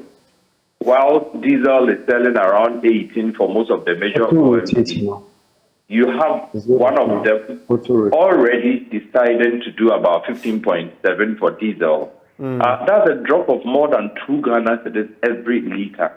I don't know what they will do tomorrow, but if this is, a reaction to our expectation that prices would decline so that Ghanaians will have some relief, then we do think that as a brand, together with Zen, together with Frames Oil, there's something quite positive happening with them. We only mentioned them so the others don't go to sleep. If you recall, they did, double increases in some of the windows when the dollar was hectic, and they couldn't even put, a finger to what prices could be in the next window. There were windows that they increased from the 16th or the 1st of the month, and then within the month, they increased again because, the dollar was hectic. Now that the reverse is happening, Benjamin, we'll be happy to see them with same zeal, reduce or decline their prices at the pump so that the Ghanaian can get some relief. And it is on that I mentioned these brands, not to give them any promotional advantage. But I think the others should also come out quickly to ensure that when Benjamin closes from work today and he needs to get to the real-time numbers could be reflected in his pocket. Right. Just hold for me. I have more pertinent questions for you, but let me come to Samuel Amwa. How do you respond? I mean, the dollar is falling, and the dollar is the major currency that we purchase all these items in, crude and all of that. And we also know that fuel prices themselves have gone down at the pump by about some 3 cedis or more, depending on what you purchase. What has that meant? What has that meant for you in your union, the GPLTU? Thank you very much, Ben. Let me say good morning to your viewers. What is happening now is, yes, we have come to, we know or we have seen now that the fuel prices are coming down gradually. And where it went to about 23.49, it started coming down. If I would say it is now, I think Total is now selling diesel for, I think, 18 cedis, 99 pesos. I think Goil is also selling around 18 cedis, 65 or thereabout. That is for the diesel. Yes, when we had our negotiations with the government, when we were going for our transport fare review, I think the fuel price was around 15.99. That is when we had our increment. And you know, per the agreement we had from May to the October that we increased. The fuel price was increased for about 5, 6 or thereabout times. Right. And now that it is coming down, we are, as a GPRT or transport operators, we are expecting that it should come down to where it was before we had our negotiation. That is 15.99. Which is 15.99. That is 15.99. Right. Yes. So when it gets to that point, we also, go out there to check on other components. Like Ben was, like you are rightly saying, that the dollar is now, coming down. The cedi is now gaining its strength. If it's happened like that, it means the spare parts will also come down. Likewise, the lubricants. So when it comes to that situation where we find the diesel price come down to 15.99, we'll check on the other component to see the percentages that they have reduced. Then we also come up with a transport fare reduction. So yes. But even before we go into any reductions, I have seen from some pumps, some brands with diesel going for around 16 cedis thereabouts. Are you saying your members don't patronize such places? Yes, Ben, as you are rightly saying, you see, we normally check on Goil, Total, and Shell. These are the 4 stations that we normally check before we do our transport fare reviews. So those ones are your benchmark. OMCs. Come again? Those 3 are your benchmark. That's how you that is our benchmark. Right. We know some of the OMCs are selling it, a little bit down than that of Shell and others. But it's not everywhere that if we say we want to use the smaller ones, I think we'll miss the mark, because you can't get we can't get those filling stations everywhere. That is why we are using these 3 stations as our benchmark.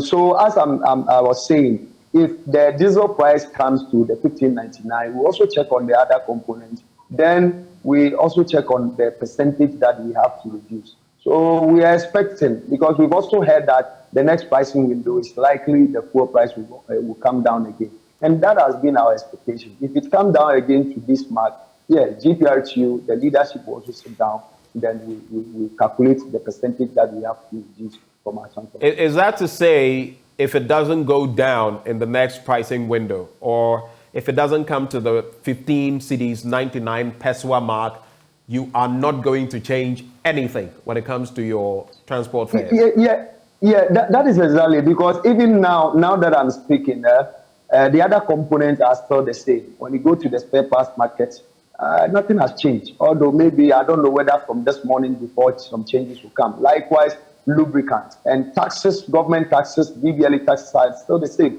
Even insurance, by 1st January, insurance is also coming up with 30% increment. And those are the components we use for our transport fare review. So now that our mark was 15.99, that is when we had our negotiation, we did our increment. If we don't wait for the fuel price to come down to that level and we also come up with an increment, with a reduction, I think it will not go down well with us. It will not help our business. It will disturb our members. So you think it's realistic to hold out like this? But let me ask you, in terms of the price decrement or transport fare decrement, at a point you weren't even meeting anymore with the tripartite committee, with government to sit down before you increase the prices. At a point you were calling for 60%, you were given 19%, which really rounded off to 20%. And then you increased it again in the days following that. Nowadays, it appears you increase it even without anyone's approval. You just look at the fuel prices and increase it. So now the fuel prices have fallen by that much. Why don't you do same you don't need to engage anybody. Also decrease it. You see, we had a call from the minister arranging for a meeting. The transport with minister. Our leadership. That's correct. We Right. are arranging for a meeting with our leadership.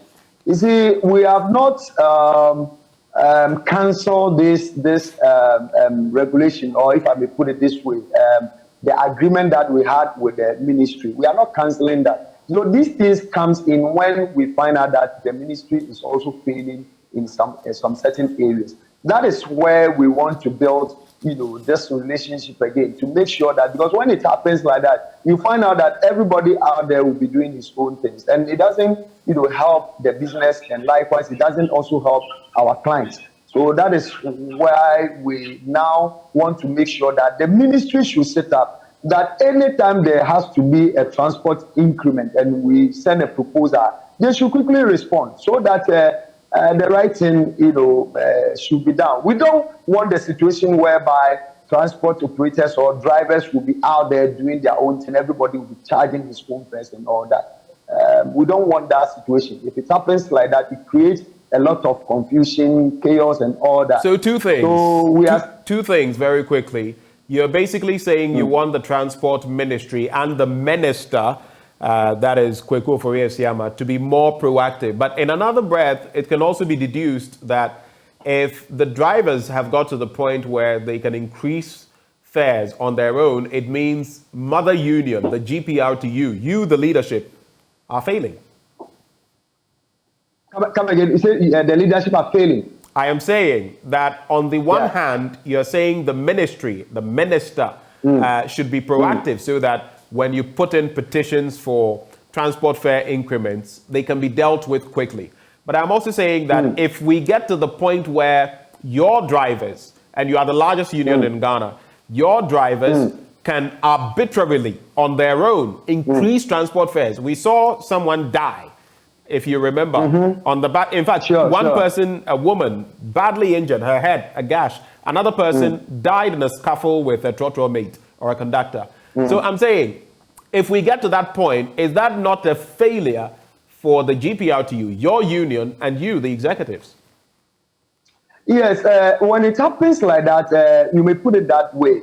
But then our union, we are controlling a lot of drivers, if I may put it that way. And let's not also forget that everybody is managing his own vehicle. The vehicles are not for GPRTU. It's a business that people are running. And we have a regulation that whenever there is going to be a transport fare increment, the leadership of GPRTU has to meet the transport ministry before some things of that nature has to be done. But if it happens like that, and the ministry are not helping, the ministry are not living up to the expectation, calling meetings and making sure that when the time is due for us to also increase our fares, they are not helping. It will also sound like the leadership of GPRTU are also not helping its members. That is where the problem is coming from. So it happens like the ministry fails. Anytime the ministry fails, then the pressure will be on the leadership of GPRTU. And you'll be seeing these kind of things that the drivers will start agitating, drivers will start to manage to do their own things to make sure that at the close of the day, they will also get their daily sales and maybe get something in their pocket to manage their homes. That is one thing we don't want. That is why I was saying that if the ministry now is saying that they cannot manage us, or maybe we have to be like a private operators, like we can also come out and arrange or decide on our transport fare review. Then if we come to understand that, we also make sure that anytime it gets to a point for us to increase or to reduce, we'll manage our members and we'll make sure that the right things will be done. But now that we all know that the ministry is the duty of the ministry to come up with this, and they are not doing that, that is what is bringing all these confusions. That is why I'm saying that this time around, the ministry has to set up to make sure that anytime the 10% threshold, it will get to that point, and we also have to increase our fares quickly. When we send our proposals, they have to respond quickly so that the drivers will not also be blaming the leadership of GPRTU. Right. My final bit to you for now, then I'll go to Duncan. and after that, I'll give you just about a minute each to wrap up. The minister, Kweku Ofori-Esiama, quote, says, "We have sat down with the transport operators. We need to go through some processes to make sure that the market survey we have just conducted justifies the decision we're going to take. We've gone through the processes. We are meeting again. That is today. That is, he said yesterday, but today. But I can assure the minority chief whip that the transport operators will do something about it." What you're telling me and what the minister says are at variance. The reason being that he says you will do something about it, but you're telling me you will only do something about it conditionally if the price falls to $15.99. That is for the GPRTU. So where is the meeting point between what you're saying and what the minister is saying? Because as of what you've told me, it means that you will not necessarily decrease it until you get to $15.99. Yes, I believe there is a pressure on the minister because he is managing the transport sector. And then he is also trying his best to make sure that the transport fares will come down. That is why I believe he made that statement. And we also know that we But is it a correct statement? From what you're telling me, it means this is not necessarily what is, right? No, what I'm trying to say is that the minister knows very well that we have a margin, we have a mark that we normally use before we increase our fares or maybe reduce our fares. And the minister knows that it has not gotten to that point.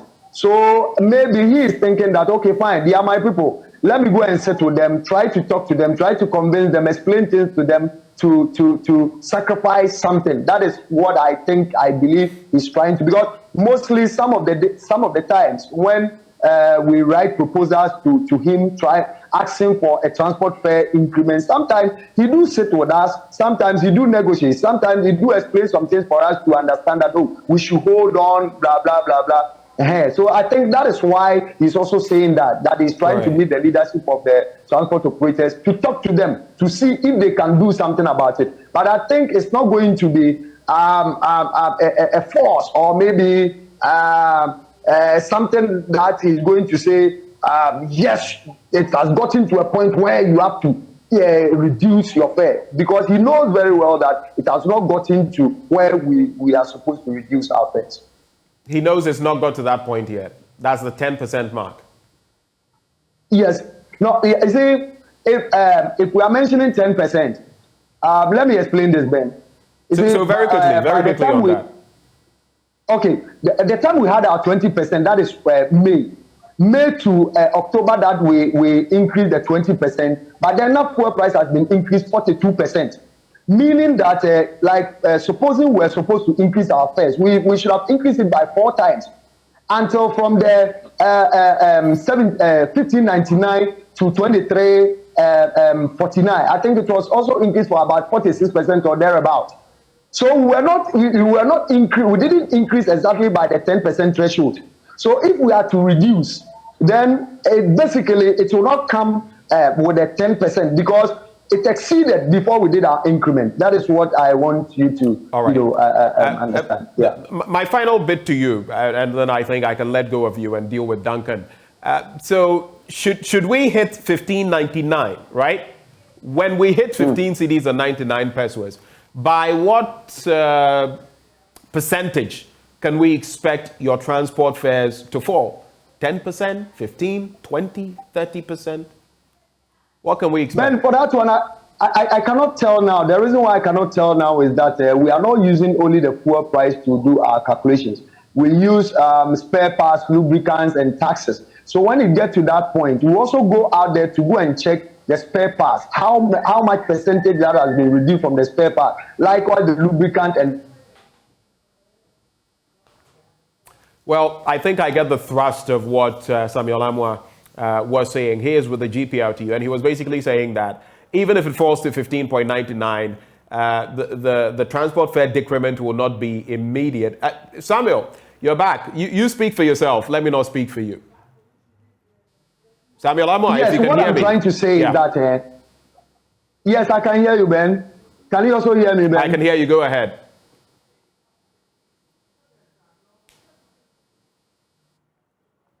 All All right, we'll try to see if we get him back. We'll do that. Duncan Amwa, so this is where we find ourselves. It's also interesting that the dollar has been losing ground. I mean, not so interesting because the Fed has been lowering its rates, but losing that much ground against the CD. I mean, we've been at 13 and all of a sudden we're around 10 point something.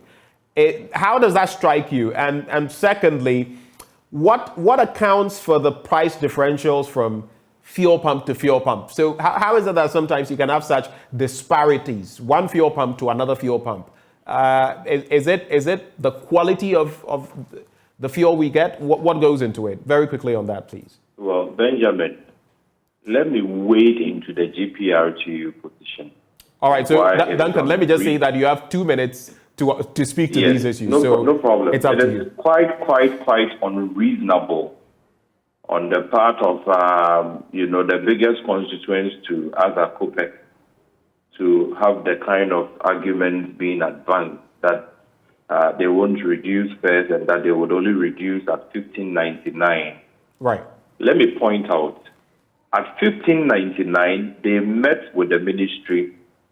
They were looking for 30-40% increase. Mm-hmm. They agreed eventually at 19%, where they set their fares. Then we shot up to about 18, and then we went to 20, and diesel went to 23, if you recall. I do. They came back to add 20% more.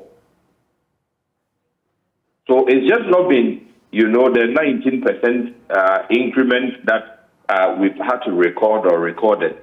There's another 20% when we shot up to about 23 for diesel. I was on your network and another network defending them on the need to go up on transport fares because the times were hectic. If today diesel is expected to decline from 23 all the way to about 15, which is an 8 Ghana cedi a liter, variant. Right. And anybody would want to continue to, play the emotional card that we cannot reduce until we do this, until that. If you also don't reduce transport fares, the cost of goods and services would not come down. Is the GPRTU, just to sum up on that point, is the GPRTU being selfish, unreasonable? Completely on this one, I am afraid GPRTU is being insensitive to the struggling Ghanaian who probably patronize them. All right, I am afraid that transport operators would have no justification to continue to keep their transport fare rate at where they are. All right. We have been the biggest defenders of their, upskill. Duncan, unfortunately, so we can't do a lot more on that. I would like you to look at the other point, the price differentials. How does it happen? Just to wrap the conversation. Well, Benjamin, you have a market that will deal with either spot pricing or forward, pricing. If you came to me wanted to buy products, right? Mm-hmm. There are only two conditions. Are you paying cash or credit? If you have the cash to pay, and I can use that cash today to get, the dollar to transfer to whoever my supplier is, the rate I'm likely to give you could be quite lower as opposed to the same sale that I'm doing on credit because that will take me some time. Right. And then I wouldn't be too sure where the CD's performance would be at the time. So I'm likely to go up a bit just so I don't, get the kind of losses I record. Those who are able to go to the market and pay cash, naturally they do get a good bargain and are able to transfer these bargains to their consumers at the pump. That's all. So that's it basically. If you're getting it on credit, you pay more, and then the price differentials will be rolled over to the customer. If you're paying in cash, you pay less, and of course, the consumer gets to also pay less. Exactly, Benjamin. Duncan, always good talking to you. Thank you so much. And we'll look forward to talking to you again when that second window, we hit that second window and we check out the prices. That should be tomorrow. That should be tomorrow, like actually. I said, yeah. Some have already indicated their pricing, even for second window as of today. We are waiting on the big three, like we'd always call them, to see where they go. But they should do their best to give Ghanaians a Merry Christmas. We've stuck with them we've had to pay, you know, through the skin of our teeth. If at this point the cedi is favorable and international market price indexes are also favorable, we want to get a very good Merry Christmas from, the oil marketing company so that we can also go home breathing, you know, a sigh of relief, Benjamin. Duncan, we wish you the very best of the day. Thank you so much for your time. Also, of course, he is the Executive Secretary of the Chamber of Oil Producing Companies. Let me get that right. So the Chamber of Petroleum Consumers, I knew I had killed that one, COPEC. And there's also the GPRTU's representative on the conversation, Samuel Amwa, who joined us saying that they are not going to give us a dot unless it hits 15.99, and even that will depend on other factors. Well, that's how we wrap this end of the conversation. We'll take a break, but when we return, it has to do with you and what you think about the conversations we have had so far with our members of parliament, first of all, and now on the cedi and, of course, on fuel prices. But before our break, water is life, and I need some now, actually. It regulates your body temperature and keeps you alive and kicking. I go for Awake, which is premium purified water treated through a strict purification process to ensure that every bottle on the market refreshes you better. We have the perfect sizes for all occasions, 330 and 500 ml bottles to fit your pockets and bags. And guess what? 750 ml for the heavy drinkers, 1.5 liters for those who always want more. We have also introduced our special 19-liter jars for offices and homes. Now, all you need to do is stay awake with Awake Purified Drinking Water wherever you go. So come on now, grab a bottle of Awake and get quality hydration. Awake Purified Drinking Water, one for life. Remember, for every bottle you purchase, an amount is donated to the National Cardiothoracic Center. It's produced by Casapreco. If you want to purchase in bulk, just call 0262 351 251. This advert is FDA approved. We'll be right back.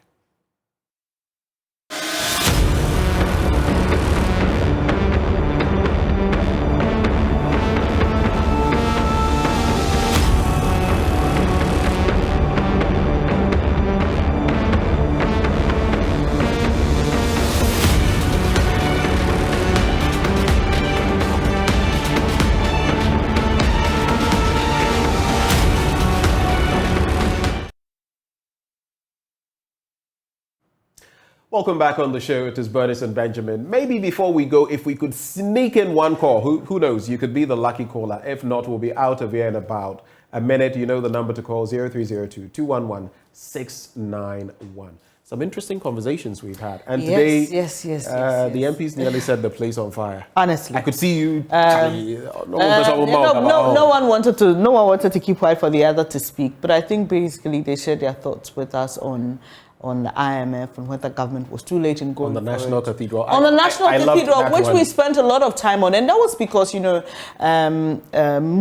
Murtala Mohammed had raised some concerns about the disbursement of some 80 million cedis, what it was going to be used for.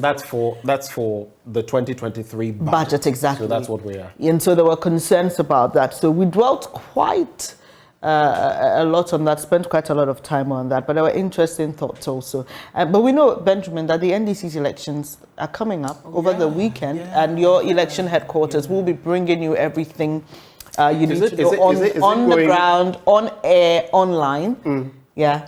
You remember when Kokwa Nyidoho, whom I'll be speaking to on Saturday, I'll be right here, toe to toe with Kokwa Nyidoho, said that he was going to, ram the mosquito, and then the mosquito bit him, and then that was. So it's Ofoswampofo. Have you seen the slogan there? Ose kumuntun tum preko, kum and tum preko. What they are saying. Yeah. And the general has also vowed that he's going to bite him. So we'll see how it's interesting dynamics playing out. And but I asked Mr. Murtala Mohammed about his thoughts, and he basically said the three persons at the heart of the fallout of the elections that happened last week, the youth and the women's organizer elections, Pablo, Sami Jemfi, and Dr. Hannah Bissell. And there's Dr. Hannah Bissell, and then there's Broja Jemfi. He says the three of them are misbehaving, so he's expecting that the party leadership will call them to order. But before we go, though, the Ghana Revenue Authority wishes to inform you that persons wishing to apply for tax clearance certificates should do so online or download the Ghana Taxpayers app on Google Play Store or App Store. Applicants who visit the taxpayer service centers will be assisted by officers of the authority to apply. Applicants are also required to indicate the taxpayer identification number TIN of the institution or organization requesting the certificate so that they can receive a copy. Applicants should take note and be guided accordingly. Kindly contact GRA toll free 0800 900 110 or via these WhatsApp numbers 055-299-0000 or 020-063-1664 or send an email to info@gra.gov.gh for further enquiries. The authority also wishes to inform you, especially persons registered for value-added tax as VAT, that the Domestic Tax Revenue Division has commenced the implementation of an electronic invoicing system of VAT referred to as EVAT. This involves integrating the invoicing systems of VAT-registered taxpayers to the Commissioner General's invoicing system. Taxpayers who do not have an invoicing system will be required to issue invoices using GRA's certified invoicing system at no cost. Also, you can contact the GRA for further inquiries on 0800 900 110, that's toll free, or via these WhatsApp numbers 055-299-0000 or 020-063-1664 for further enquiries. And Benjamin will just be able to squeeze in one call today. Sorry about that. You're calling us from Sunyani. Let's hear you quickly, please. Yeah, my name is JJ calling from Sunyani. Go ahead with your thoughts. Okay. Please, I'm very disappointed with the MPs. Looking at which they should Ghana and how they came and discussed those issues, it's a very great disappointment to the youth here in Ghana. And me, my youth advice to every Ghana that yes, the moment you get a little chance, you must fly out of the country and go and find a job outside. Because that is the only way you can make yourself successful to your family and to anyone who you belong. Because if you are willing to stay in Ghana here and make things better, it's what happens. To me, my advice for you to make use of any small opportunity they use and fly out of the country and go outside. Right. Thank you very much for sharing your thoughts with us. Too bad there was a bit of a problem with your line, but we got you basically your disappointment about the MPs who appeared here this morning and your concerns about Ghanaian youth and how you can survive in this country. Well, before we go, we have a last message for you. Adom TV Festival of Nine Lessons and Carols is happening this Sunday, the 18th of December at the National Theatre at 7 p.m. You don't want to miss it for anything. It's a rip-cracking fun reenactment about the birth of Christ from your favorite Kumawood stars, Matilda Asare, Dada Santos, Michael Afrane, Awuya, Oteli, Kolege, Atemuda, Salinko, Shifo, Don Little, Wayosi, and more. Now, who would play Baby Jesus or even Mary the Caretaker or Joseph? It's only one show, just one, featuring performances from Soul Winners Emoji and the Equia Atre Memorial Youth Choir. The ticket is going for a cool 30 cedis per person. To also get your seat in advance using our digital sales platform, buy your ticket using the short code *713*003#. Select 1, then select 2. Adom TV Festival of Nine Lessons and Carols to buy your ticket from the comfort of your home. It's going to be a night of fun with your favorite Adom presenters at the National Theatre on Sunday, 18th December at 7 p.m. It's sponsored by Vita Infant Cereal with Milk, ADB, Truly Agric and more, Mansoa Herbal, Just a Wamba, Franco Trading Enterprise, Phone Papa Pa, Any Printers Papa Pa Fee, Mikado Conference Center, Service Unlimited, Levon 2 Feminine Wash, Stay Fresh to Impress, Calipo, Abi you know that Midima for Herbal Clinic, Oyari for Udima for Newa, and CD Low Price Masters, durable and affordable, Tumirua Herbal Center, Ayaris Safi, Rockstars Roofing Systems, the key to all your roofing needs, Duffy's Health and Beauty, The Hand of God, Kwa Mixture, the medicine that works, Compu Ghana, Passion for Technology, KFC, Its Finger, Licking Good, and Kimonzi Ventures, the pride of Africa. So that's how we end this edition of the AM show. Thank you so much for joining us. God willing, we'll see you again tomorrow. Up next is News Desk. Take care.